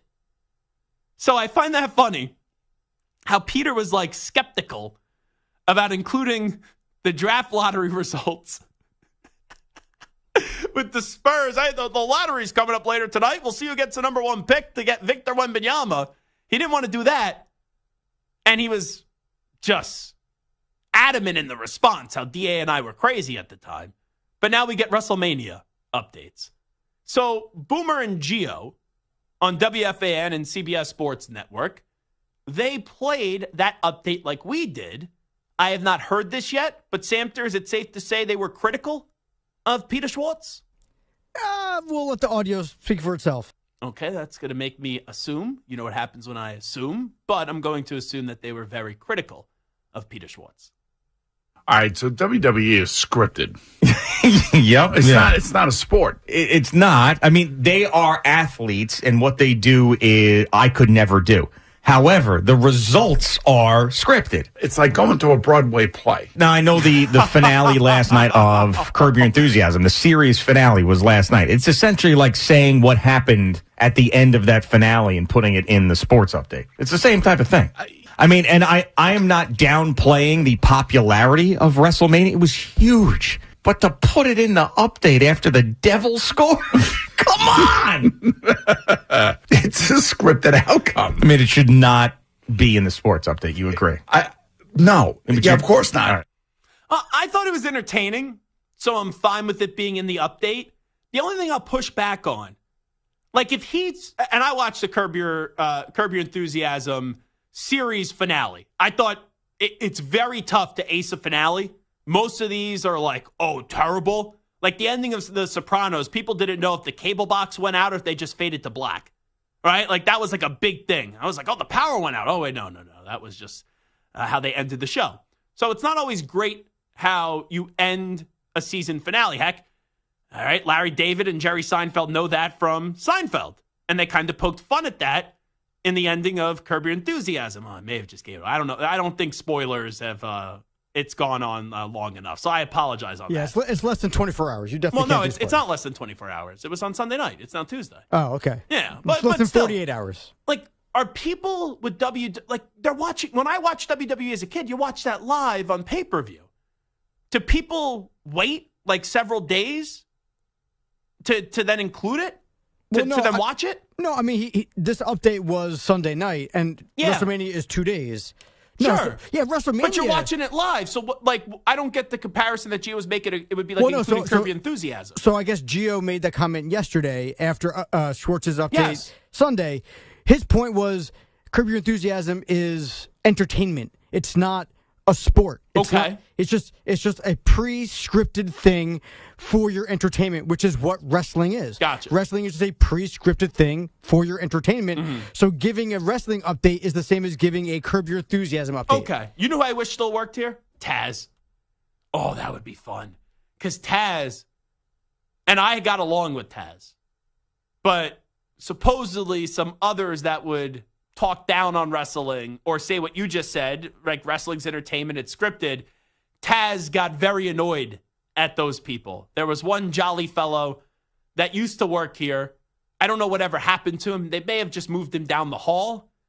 He used to be going by the name Mraz, I think his name was, that would poke the bear Taz. Never heard of him. And Taz just isolated Mraz and basically pretended like Mraz was dead after that. I kind of wish Taz still worked here because Taz would have had a very interesting argument with Boomer and Gio today about this. So here's a question I have for you. What is closer to being a sport for you? Wrestling, which actually takes athletic ability, working scripted. out, physical, athleticism, all that. But it's predetermined, it's fake, it's not actual competition. Be careful here. If you say one sport that you're going to say here, and I think you're going to say it, this may be the end of our working relationship. Okay. Choose wisely. Or something like food eating. Or Okay. I thought you were going to go golf. No. I was going to say, or poker. Or something where it's not predetermined, where there's actual competition. Well, food eating's not a sport. Right. Poker's not a sport. So again, my point, and neither is wrestling. So my point is, what's closer to being an actual sport? Something that actually takes physical talent and skill. And wrestling, but is also fake, non-competitive, and predetermined, or something that actually is competition that is. But it's scripted. So here's why I think the competitive eating will actually win.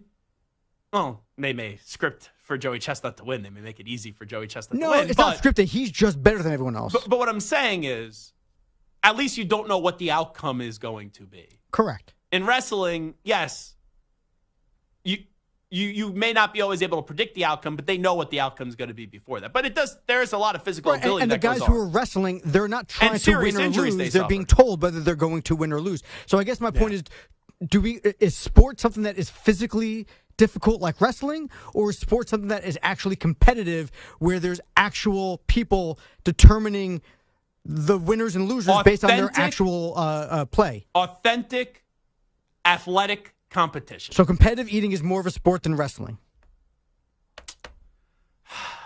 Yeah, because it's authentic. Is poker more of a sport than wrestling? No. Come on. Moving a bunch of chips around? No way. Well, bowling. A bowling's a sport.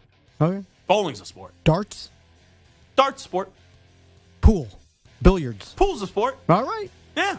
So we've just named like 9 things that we don't talk about ever that are more sports than wrestling. Yes or no? You good with Peter Schwartz putting that in his update? Just yes or no? No. No. I say yes. I'm with Schwartz. May the Schwartz be with you. I'm with Peter Schwartz.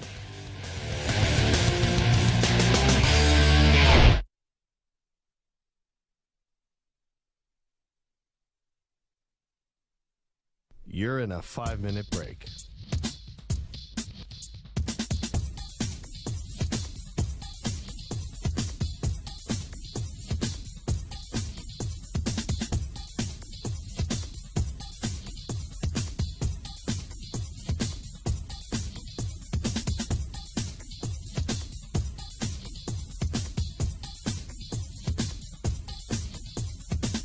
Four minutes, 30 seconds remaining.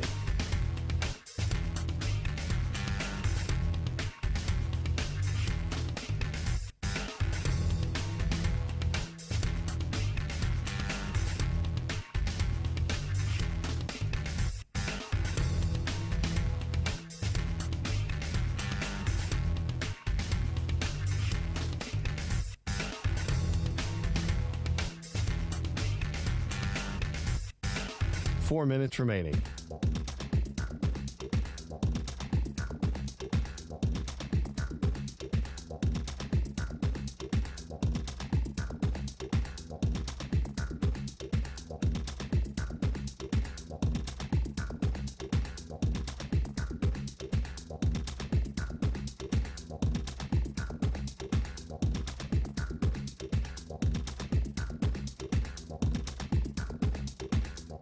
Three minutes, 30 seconds remaining.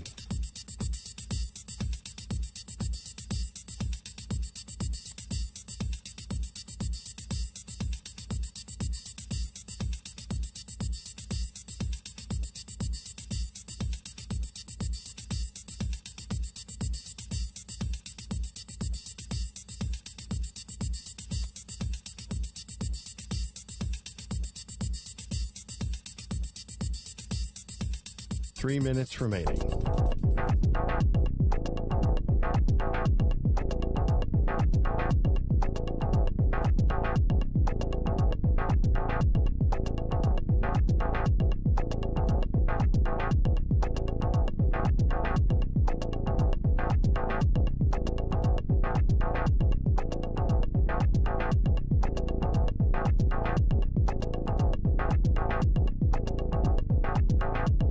Two minutes, 30 seconds remaining.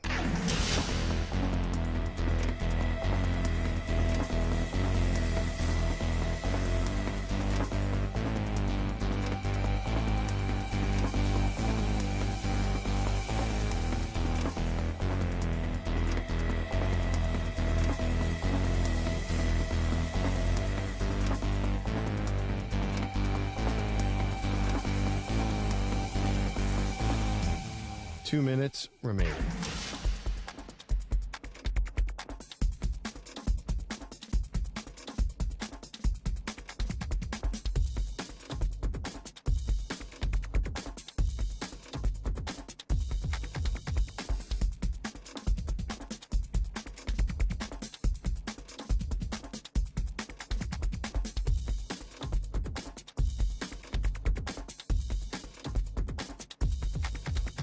One minute, 30 seconds remaining.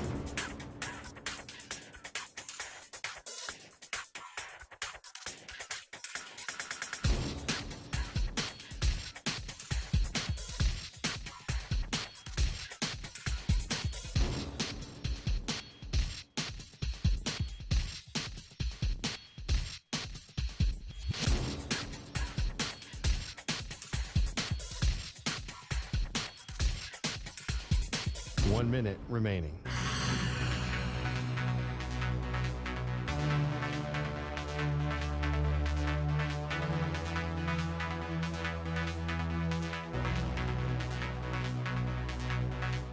Forty-five seconds remaining.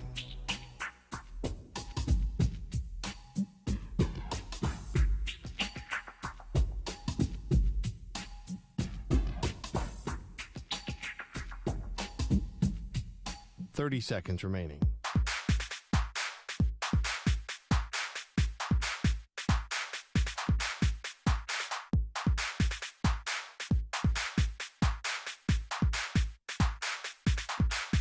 Fifteen seconds.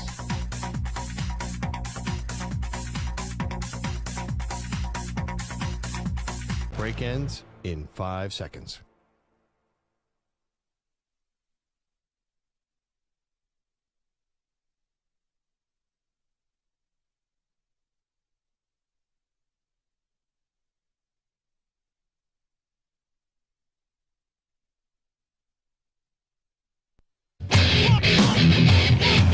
He's live.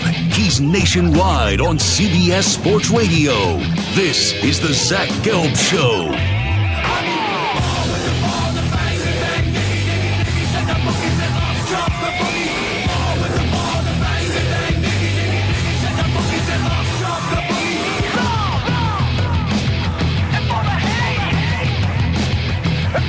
Here's your host, Zach Gelb.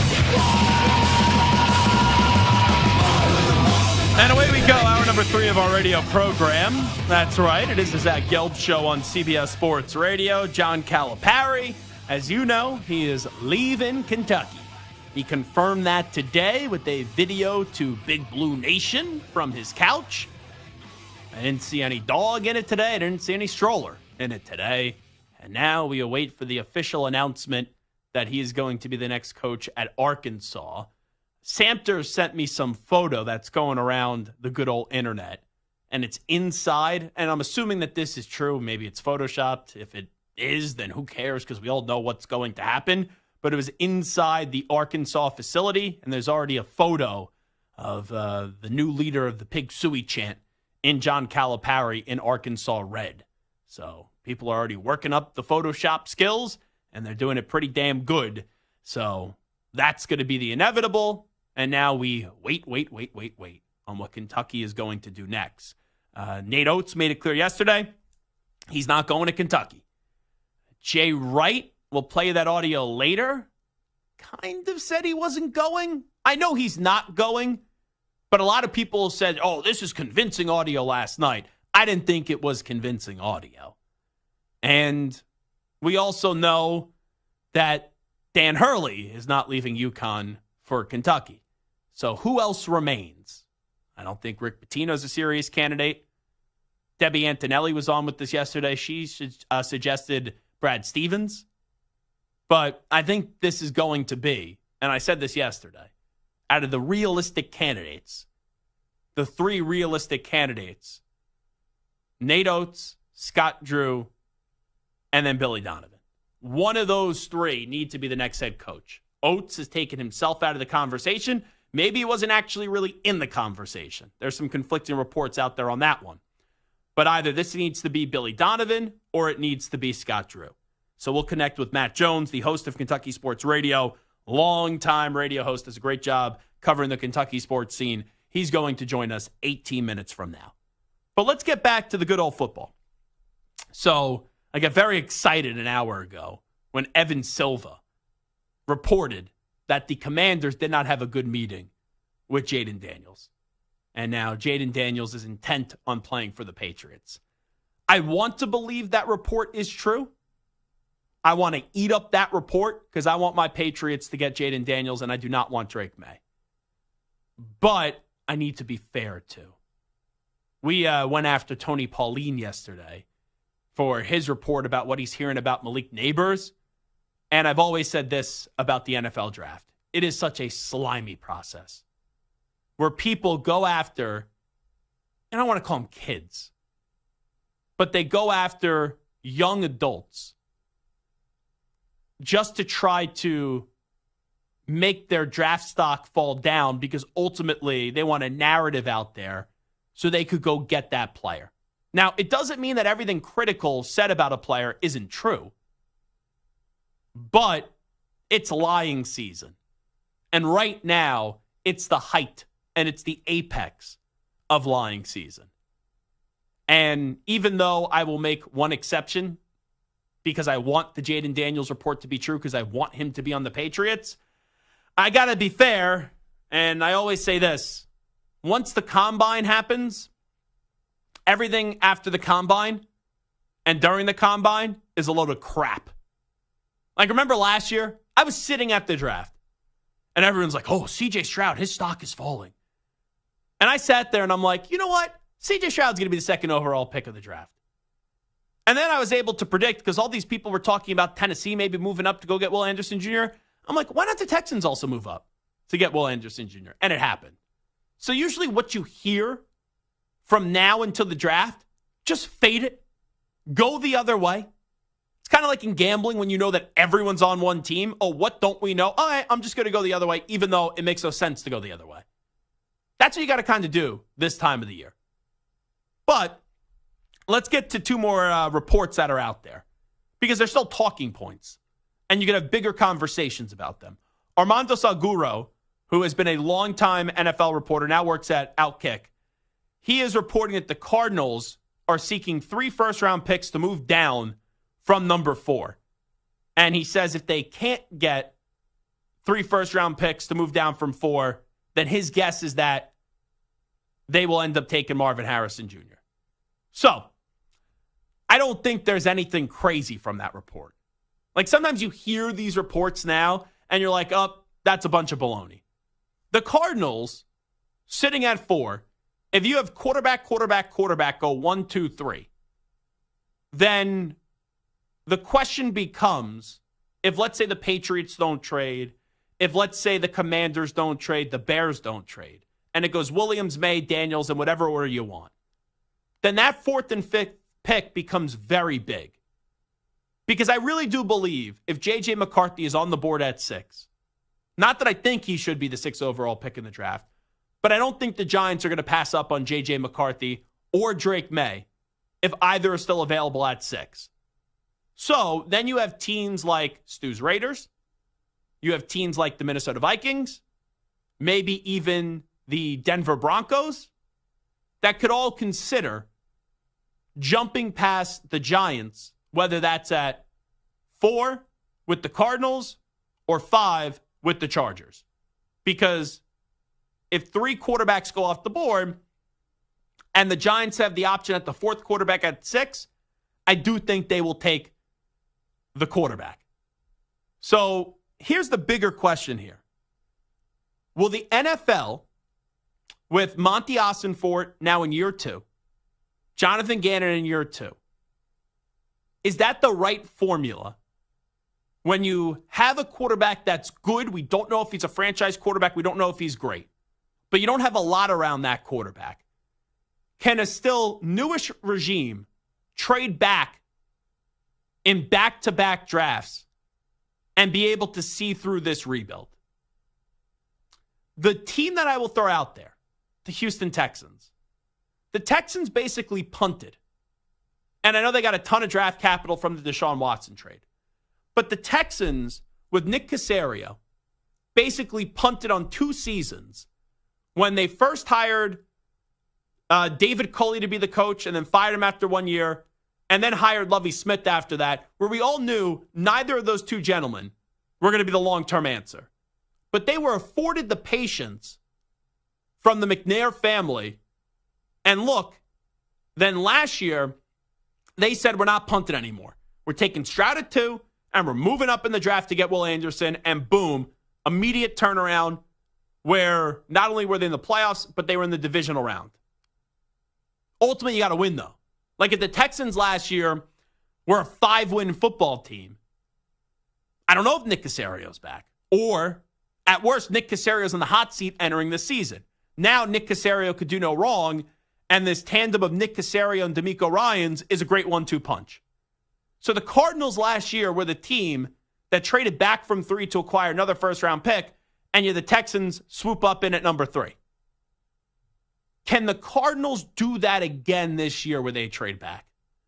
And everyone at the time was praising the Arizona Cardinals because they thought that Texans pick was going to be terrible. They thought it was going to be, everyone thought the Texans were going to be just a rancid product. And they'd be picking the top 5 and it would go back to the Cardinals. Not the case. So I think the Cardinals can trade back. Now, if they trade with the Vikings have 2 first-round picks this year. So you could get 11 and then whatever the other pick is, it's the Texans pick. It's like in the mid-20s or something like that. So you could get some immediate players now. But you still want a future first-round pick. Because if a team's trading up to get into like the 4th spot, right, they go have immediate success in year 1. But they could also have some rookie quarterback problems, and you would want their first-round pick next year if it ends up being a good pick. Like, if the Vikings end up taking a quarterback at the 4th pick, I don't think that Vikings pick next year is going to be sensational. If a team like the Broncos move up, yeah, I would want their first-round pick next year because I don't think they have a lot on that offense. So it all comes down to, will the Cardinals and will their ownership group, who you can't really trust, will they afford Monty Ossenfort and then also Jonathan Gannon patience? Because if you get 3 first-round picks, and I'm not just talking about a swap. Like, I'm talking, if you could actually get 3 first-round picks for the number 4 pick for a team trying to get a quarterback, you almost have to do that. But the difficult part is, can you get enough immediately? Like, can you get the best of both worlds where, yes, you're not getting Marvin Harrison Jr., you're not getting Malik Neighbors, you're probably not getting Roma Dunze, but can you get a wide receiver still in the first round that will immediately help Kyler Murray? Because that's another thing. The Cardinals got to figure out if Kyler Murray is truly their guy. Ossenfort says he's there. Kyler Murray is his guy. Jonathan Gannon, Mr. Boop, boop, boop, boop, boop, says Kyler Murray is his guy. But if Kyler Murray has an underwhelming season this year, we'll see if he's really the guy. But I want to see Kyler Murray be put in a position to succeed. Right now with the roster that they have, I can't expect much out of Kyler Murray this season. So that's the Cardinals report. Now, Joe Shane was talking to Albert Breer. The Giants, as we talked about, have the 6th pick. We don't want to be up here again. We don't want to be picking in the top 10. Joe Shane told Albert Breer of SI.com, this is via Pro Football Talk. We have multiple needs. We're going into year 3. People assume we're going quarterback, but we have other needs. If the quarterbacks go 1, 2, 3, and 4, then we're getting the second best position player, not quarterback at 6, which is okay too. That player will really help us. Even last year, our quarterback coach was at C.J. Stroud workout. We spent a lot of time with Will Levis, Anthony Richardson. We will still spend time with those guys, and it's not just for right now, but when they become free agents. Brian Burns, we spent a lot of time with him in the draft process. So you feel comfortable making a trade for a guy. Drew Lock, too, Sam Darnold in Buffalo. We spent a lot of time with him because that was the Josh Allen draft. Here's what we know. The Giants are done with Daniel Jones. Daniel Jones may be their week 1 starter, but the Giants are done with Daniel Jones. Now, I think he kind of made himself look, and I like Joe Shane, but a whole lot better than the reality of the situation with mentioning C.J. Stroud last year. Like, oh, yeah, we were at the workout. The Giants weren't taking a quarterback last year. The Giants just gave Daniel Jones a massive extension, but he's saying you want to be familiar, you want to do your due diligence on everybody. But that line of if the quarterbacks go 1, 2, 3, and 4, then we're getting the second best position player, not quarterback at 6. Very rarely in the draft process do you get the answers to the test.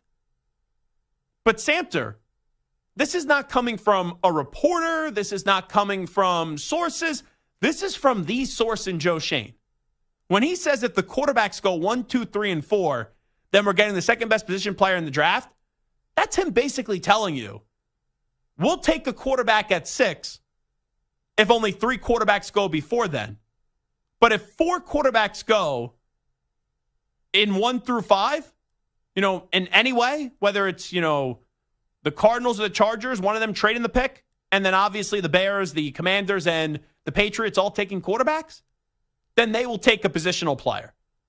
So that to me is them saying, because no one thinks Jaden Daniels is going to be available at 6, and obviously Caleb Williams won't.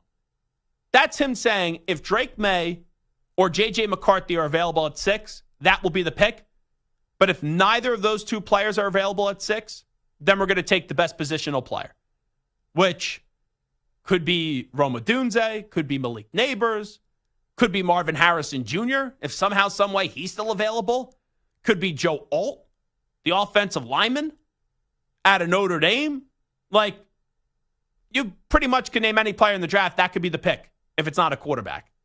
Outside of whoever, then the Chargers are going to take at 5, or the Cardinals, whoever ends up passing on a trade to go get a quarterback. So that's an intriguing storyline. Yes, all we know is Williams will be 1. Then who will the Commanders take at 2? And then after that, the trade watch starts. Will New England take a QB or will they trade? Will the Cardinals trade or will they take a player? Will the Chargers trade to a team that needs a quarterback or will they take another player? The draft really starts with the second pick. We all know Williams is going 1. Who will go 2? And then how many trades will happen until the Giants are up at 6 with the 3rd, 4th, and 5th picks that are held by the Patriots, the Cardinals, and the Chargers. 855-212-4CBS, 855-212-4227. It is the Zach Gelb Show on CBS Sports Radio. Matt Jones is all over the Kentucky sports scene. He will join us next. We'll try to get some intel on who will be the next head coach of the Wildcats replacing John Calipari. You're in a 5-minute break.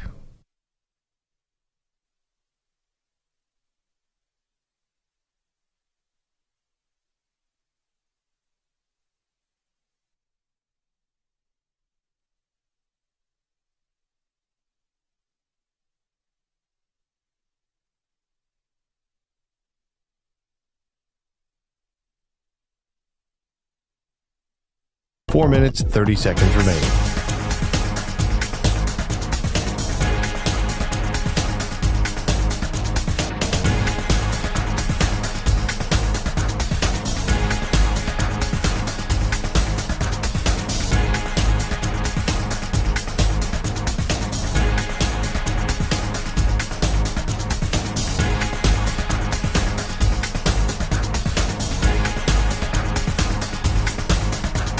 Four minutes remaining.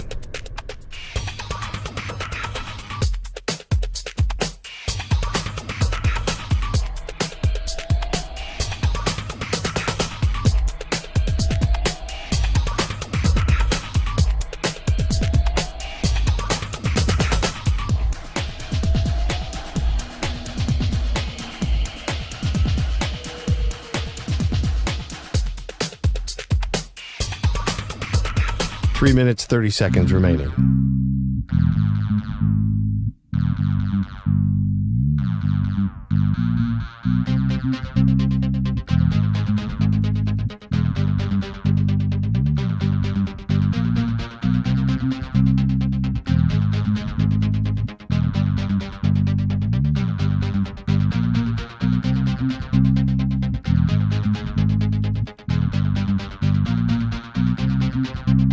Three minutes remaining.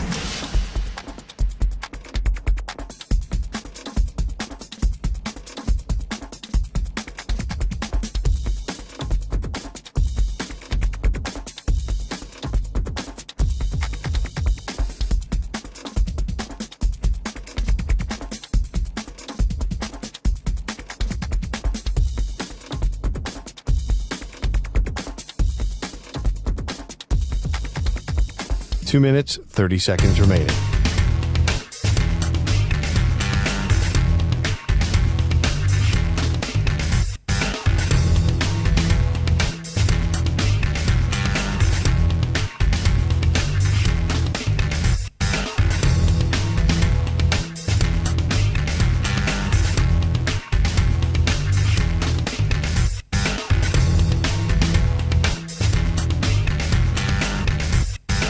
Two minutes remaining.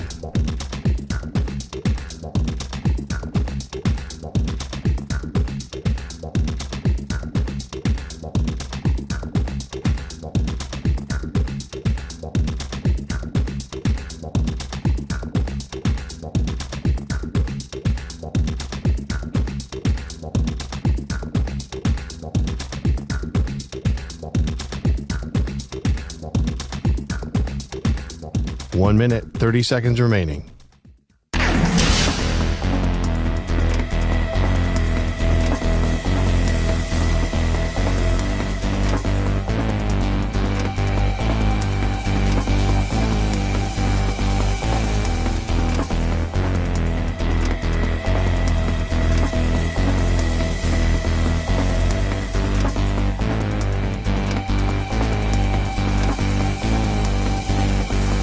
One minute remaining.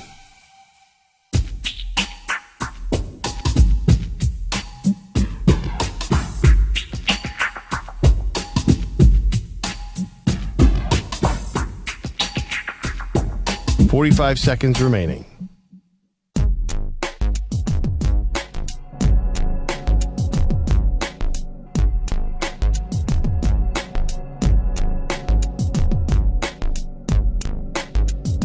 .30 seconds remaining.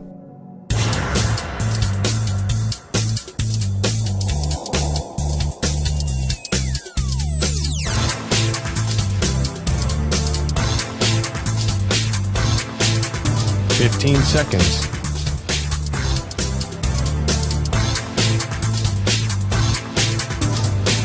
Break ends in 5 seconds.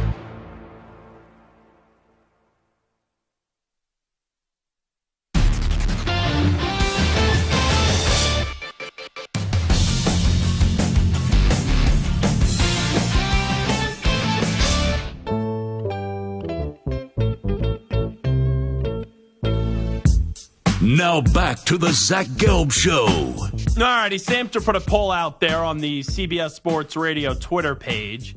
Dan Hurley says UConn has run college basketball for 30 years.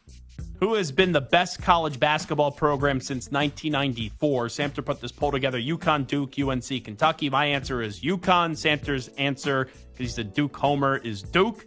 I go on the results right now. 51% say UConn, 22.4% say Kentucky, 16.3% roll with the Duke Blue Devils, and then 10.2% go with the UNC Tar Heels. Hopefully we will connect with Matt Jones coming up momentarily. Does a great job as the host of Kentucky Sports Radio. A few things have been happening in the world of Kentucky basketball. John Calipari, yeah, he gone.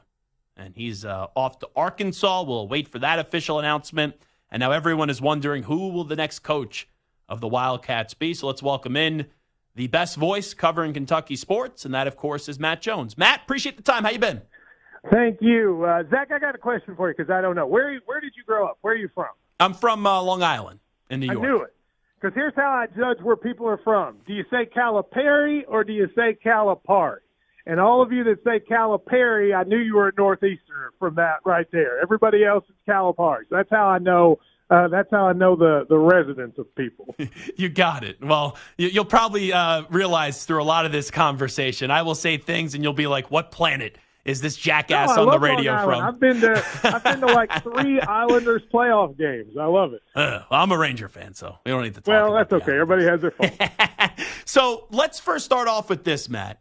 You've been covering this as close as anybody. Now that we know John is leaving, how do you kind of look back at what was the Calipari era in Lexington? First 10 years were great, as good as any. I know they only won 1 title, but if you look at the totality of it, it's one of the best runs a coach has had. Last 4 years, poor. As I said on my show, I would give Cal a grade of his first 10 years A.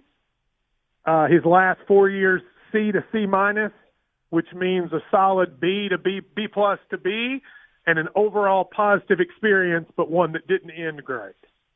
Yeah, the way that I kind of compare it to, I'll use Aaron Rodgers. Like, Aaron Rodgers, great quarterback. John, great coach. We know Rodgers went to a bunch of conference championship games. John Calipari went to a bunch of Final Fours, but both of them won early in their careers at Green Bay and Kentucky. And when you're at one of those historic places and you don't win another one, then everyone starts to turn on you and they start to maybe want something else. Well, and you know what's interesting about Aaron Rodgers? Now, obviously, his is a little different because a lot of it's off the field insanity that he talks about. But Aaron Rodgers is a good example. I mean, 15 years ago, would you have found a football fan that didn't have nice things to say about, or excuse me, 3 or 4 years ago, would you have found a fan not to say something nice about Aaron Rodgers? And now everybody's like, gosh, Aaron Rodgers, and it's a different look at him. That's kind of how it was for Cal in Kentucky. His first 10 years here, he was an icon. And in the last 4 years, he's become a controversial figure because he's not winning, not so much off the court, but just like he's not winning and he's not the same guy as a coach. And I think that made it to where overall, like in 20 years, when people talk about Aaron Rodgers, if he's not trying to run for president, people will say Aaron Rodgers was a really good quarterback, great quarterback. They'll do the same for Cal, even though in this moment it's been a tough ending. And I just thought it was time for a split. Like, I felt this way after the Oakland game. I said, I don't think it's going to get better. I think if they don't do it now, then a year from now, this conversation is still going to be there. And we usually don't see Matt Jones wins in sports, but this feels like a win for Arkansas, and it feels like a win for Kentucky to try to start the process of building the next championship team with the Wildcats. And a win for Calipari, right? Like, I mean, like it's time for he needed a change. It's a win for everybody. I totally agree. Very rarely do you get a win-win.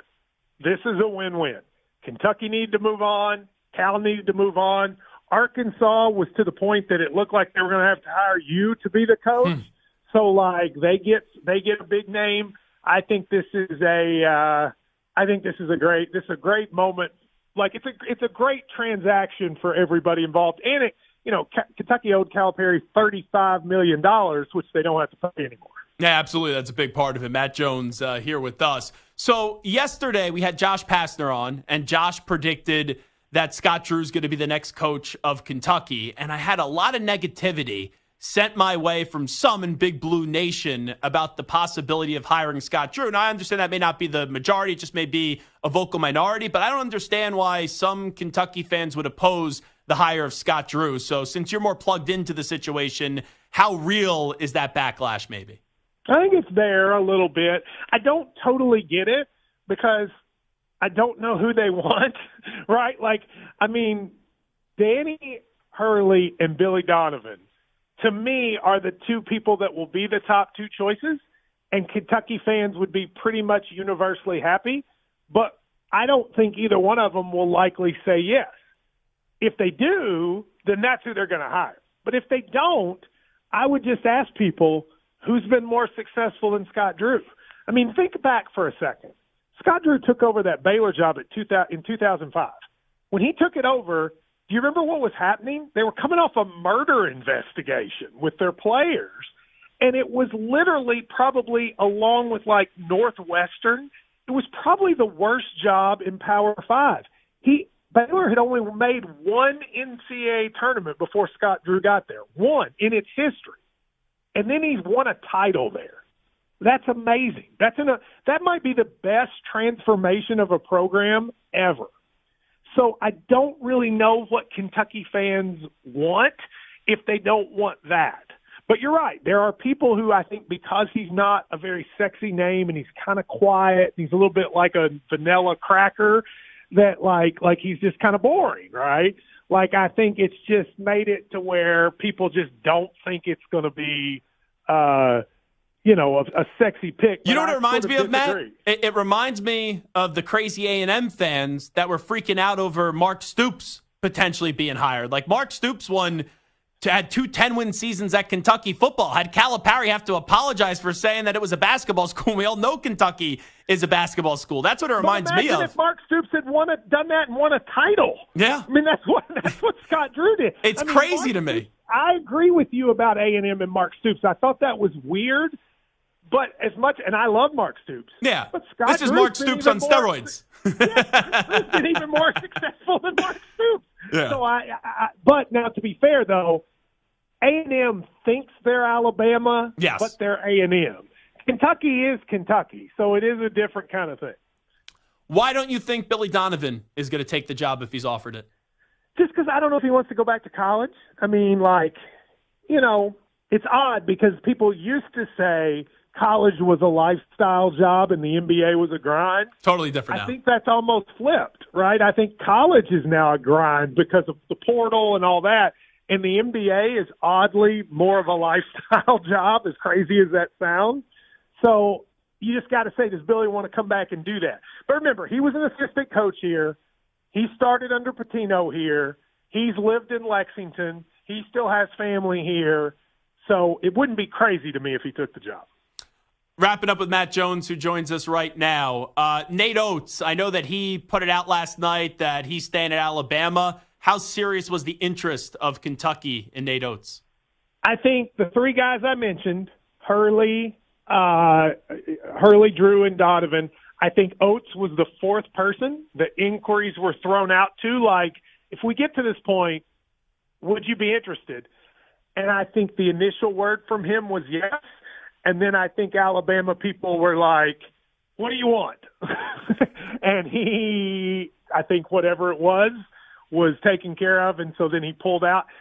I will say, though, I think he would have been the 4th choice out of the 4, and so I think there was a little bit of like, I'm going to say no before you don't ask me.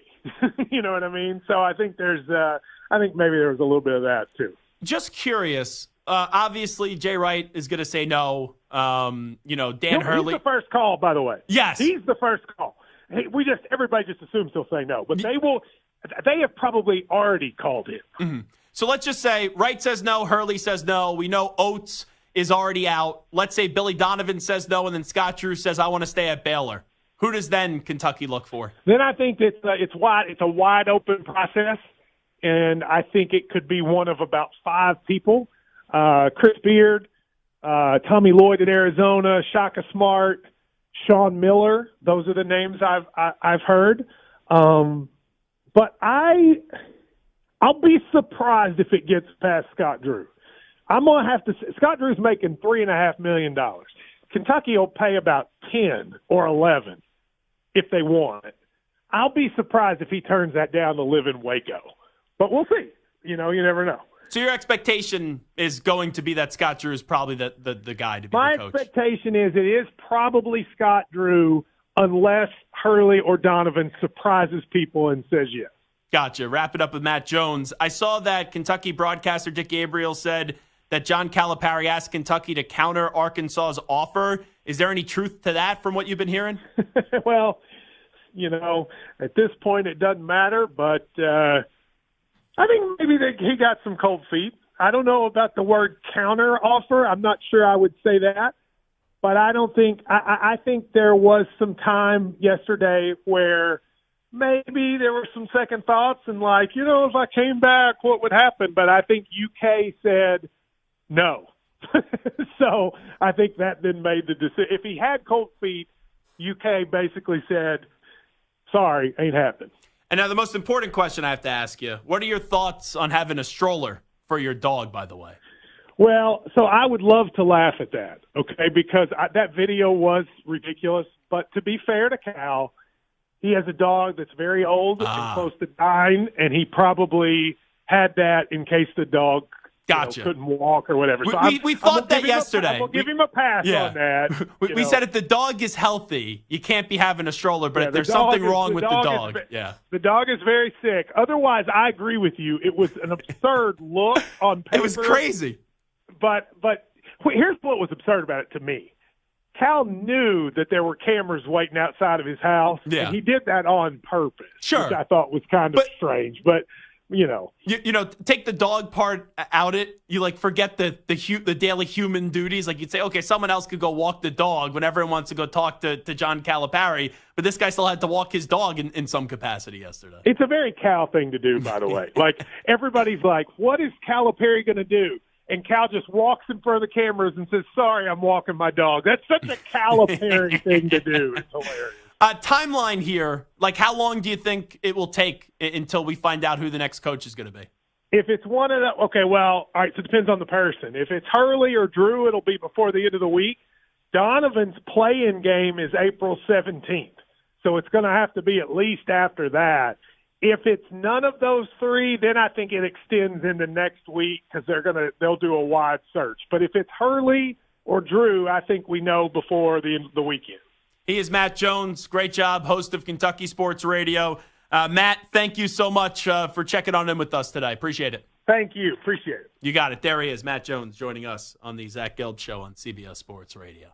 Samter, we talked about that being a possibility with the dog yesterday. How the dog could actually be sick. It takes the fun out of the image or the thought of John Calipari walking around with the dog being bougie with the stroller yesterday. Hey, we qualified it. Yes. I said the only thing that is acceptable is the dog's older and Yes, unable to walk. We did qualify it, so we're good. But Matt Jones, I think, knows everything about John Calipari because he even gave us information on the dog. So, man, that just ruins all the fun out of that story when you hear that. I think we could agree on everything in this world. One thing we could agree on, everyone likes a dog. Like, if you aren't a dog person, outside if you have allergies, I think that's more of a you issue than everybody else. Like, I don't think people that actually dislike dogs, unless they, if you're allergic, I get it. But if you're not allergic, I think that's, says a lot about you as a person. Stu, are you not a dog person? No, I am. Okay. I mean, I have cats, but Gotcha. I don't dislike dogs. Okay. Yikes. I've had dogs my whole childhood. Okay, gotcha. No, I was just wondering. Because cats are great. I was Cats reading and your dogs are both face great. when I I'm was both. talking about dogs, and I saw an exhale from Stu. I'm like, oh, did I just offend Stu? No. Just wanted to make sure. Well, come on back. We'll update you some of the biggest stories in the world of sports with some audio. We call that the news brief. But first up, with the latest CBS Sports Radio update, here's the Act Man, Rich Ackerman. CBS Sports Radio. Sports Flash. Well, it is now official after 15 years at Kentucky. John Calipari is leaving, most likely for Arkansas. He did not confirm that.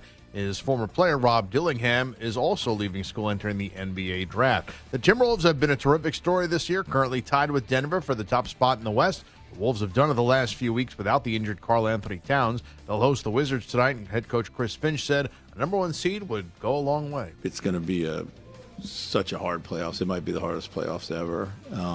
So any advantage that you can get is going to be a big one. And, we haven't been overly focused on the number one seed, but, I know, our guys do have it in their sights. Denver will take on the Jazz in Utah, and the Thunder, a game back, will host the Kings, while the Sixers, trying to play their way out of the play-in tournament and into the top six. They go for their sixth in a row against the Pacers tonight. They begin the day a game behind the Pacers for the sixth spot in the East, as Indiana will face the Raptors. Baseball today, Corbin Burns allowed one earned run over 7 innings. The Orioles defeat the Red Sox 7-1. The Tigers, with 4 in the ninth, beat the Pirates 5-3. I'm Rich Ackerman. Hey, this is JR. Let's hang out weeknights here on CBS Sports Radio for my show, the JR Sport Brief, 6 p.m. Eastern, 3 p.m. Pacific. CBS Sports Radio.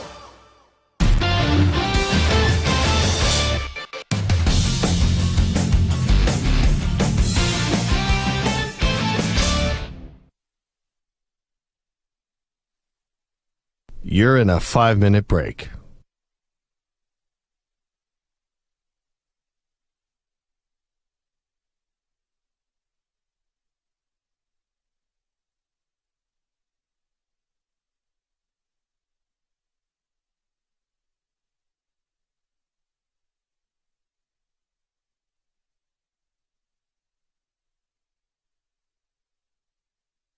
Four minutes, 30 seconds remaining.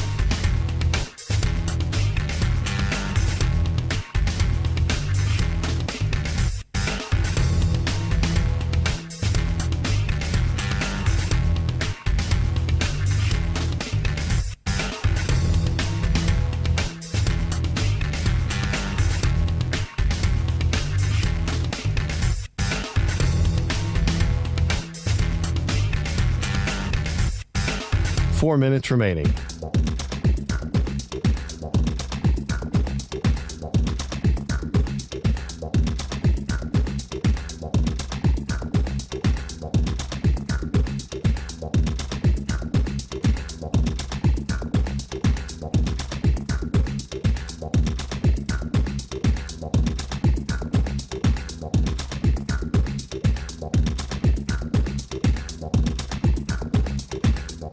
Three minutes, 30 seconds remaining.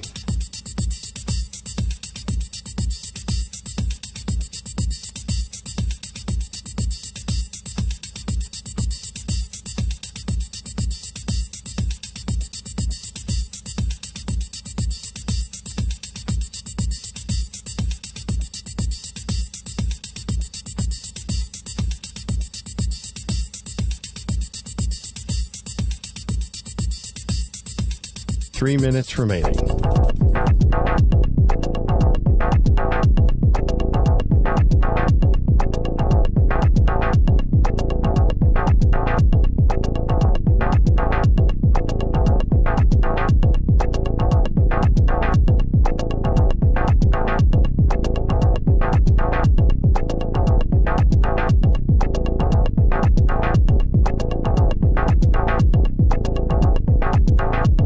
Two minutes, 30 seconds remaining.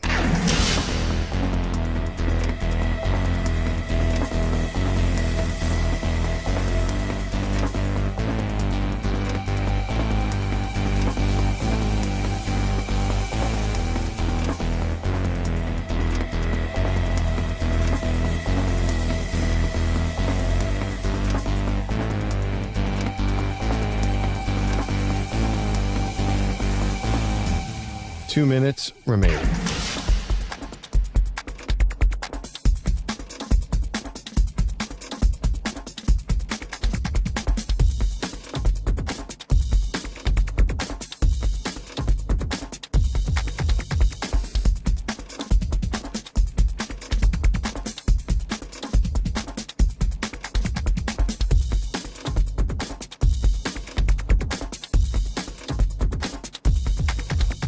One minute, 30 seconds remaining.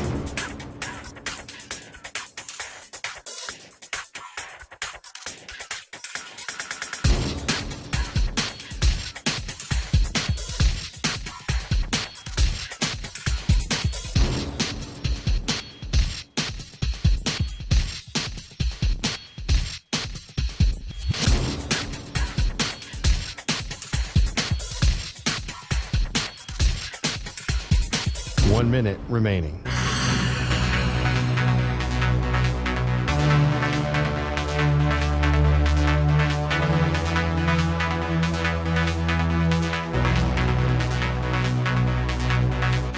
Forty-five seconds remaining.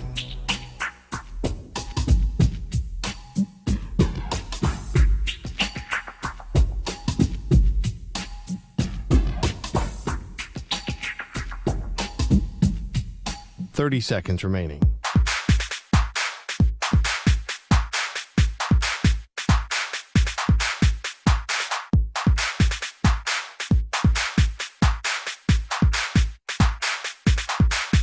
Fifteen seconds.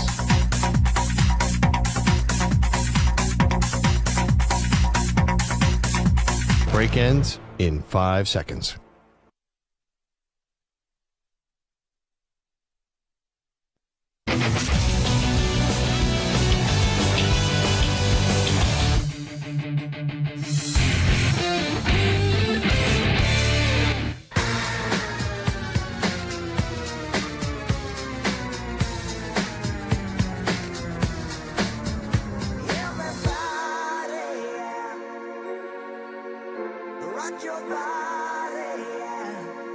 Hey, this is Howie. And this is Nick. From the Backstreet Boys. And you're listening to the Zach Gelb Show on CBS Sports Radio. And guess what? Zach is back. All right. He's live. He's nationwide on CBS Sports Radio. This is the Zach Gelb Show. All righty, final segment of the day. This is Zach Gelb Show on CBS Sports Radio. Yesterday we revealed that the average viewership for the Women's National Championship was 18.9 million. What do you think the average viewership was for the Men's National Championship game last night, where UConn defeated the Purdue Boilermakers by 15 points? Stu, what do you think the average viewership was? Oh, wow. That's a great question. I think it's less. Maybe I'm wrong. I'm not going to give you the answer. I'll say it's like 15 million. Okay, so Stu says 15 million. Samter, women's was 18.9 million average viewership. What did the men's do last night? 14.6. Ooh. Well, if we were doing the prices right, Samter, come on down. 14.8 million. So, guys are smack right in the middle right there. I may or may not have seen. So why did you make yourself actually look smart then and just go 14.8? I've done that before. You know what? Listen, when you're cheating on the test, you don't get 100. You get like the 97. Yeah, that's true, because you want to fudge a little bit. Yeah, but then I admitted that I cheat anyway, so I kind of ruined all that. But still. My office, detention. You're going to make you do 100 up-downs. Get you really working. 100 up-downs take me 6 months. 5 up-downs, you might get that. Yeah, I think after 10, Samter would be dead, honestly. All right, anyway, without further ado, I'm not talking about Freddie Adu. It's time to update you on some of the biggest storylines in the world of sports with some audio. Let's get to a little news brief.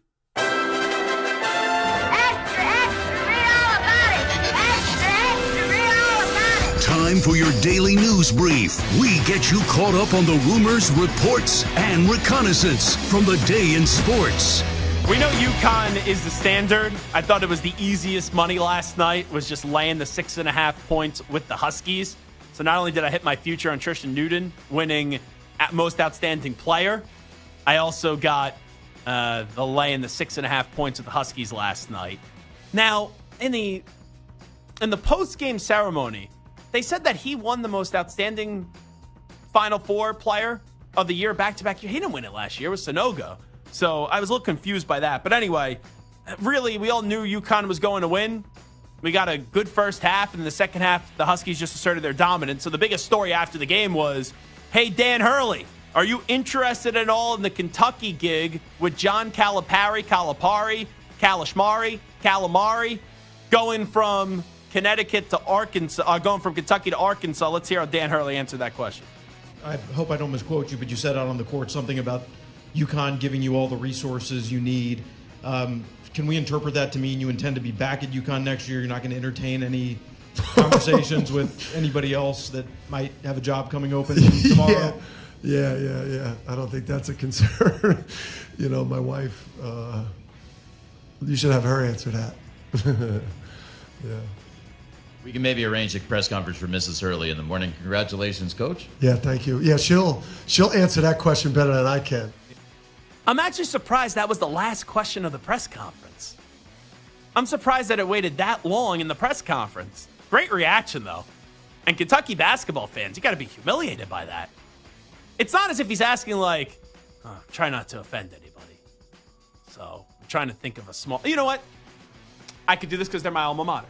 It's not like someone asked, hey, Dan Hurley, do you want to coach the Temple Owls?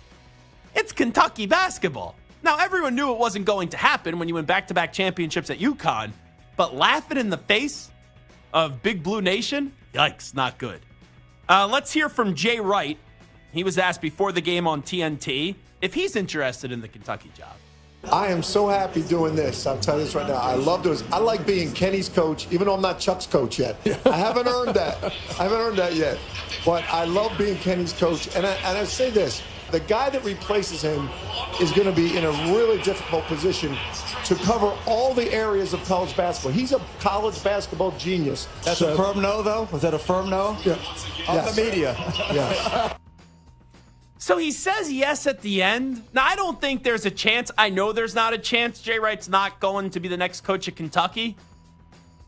But, I wasn't blown away by that answer. And everyone's like, Jay Wright clearly shuts down any chance of him being the next Kentucky coach. You got to place that phone call and make him say no. He'll ultimately say no. But I wasn't blown away by that answer by Jay Wright last night. Let's go back to Danny Hurley. He warned teams after a loss to Villanova back in the 2020 season that UConn, you better get them now because when they're good, they're going to be better than just good. They're going to be great.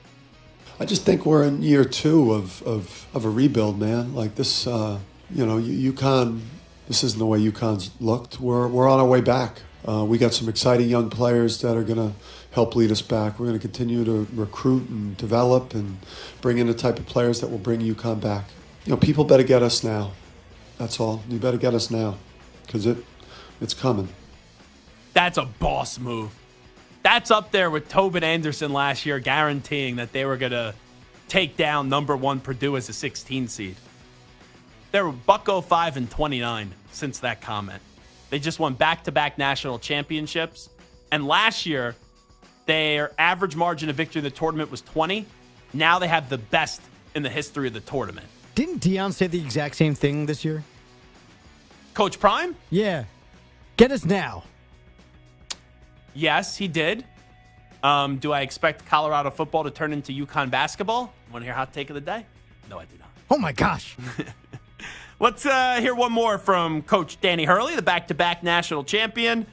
And he made it clear about the greatness of UConn. UConn's been running for the last 25, 30 years. UConn's been running college basketball. And I see all the former champs over there. That's right. And we've been running college basketball the last 30 years. Let's go. So that's the right take.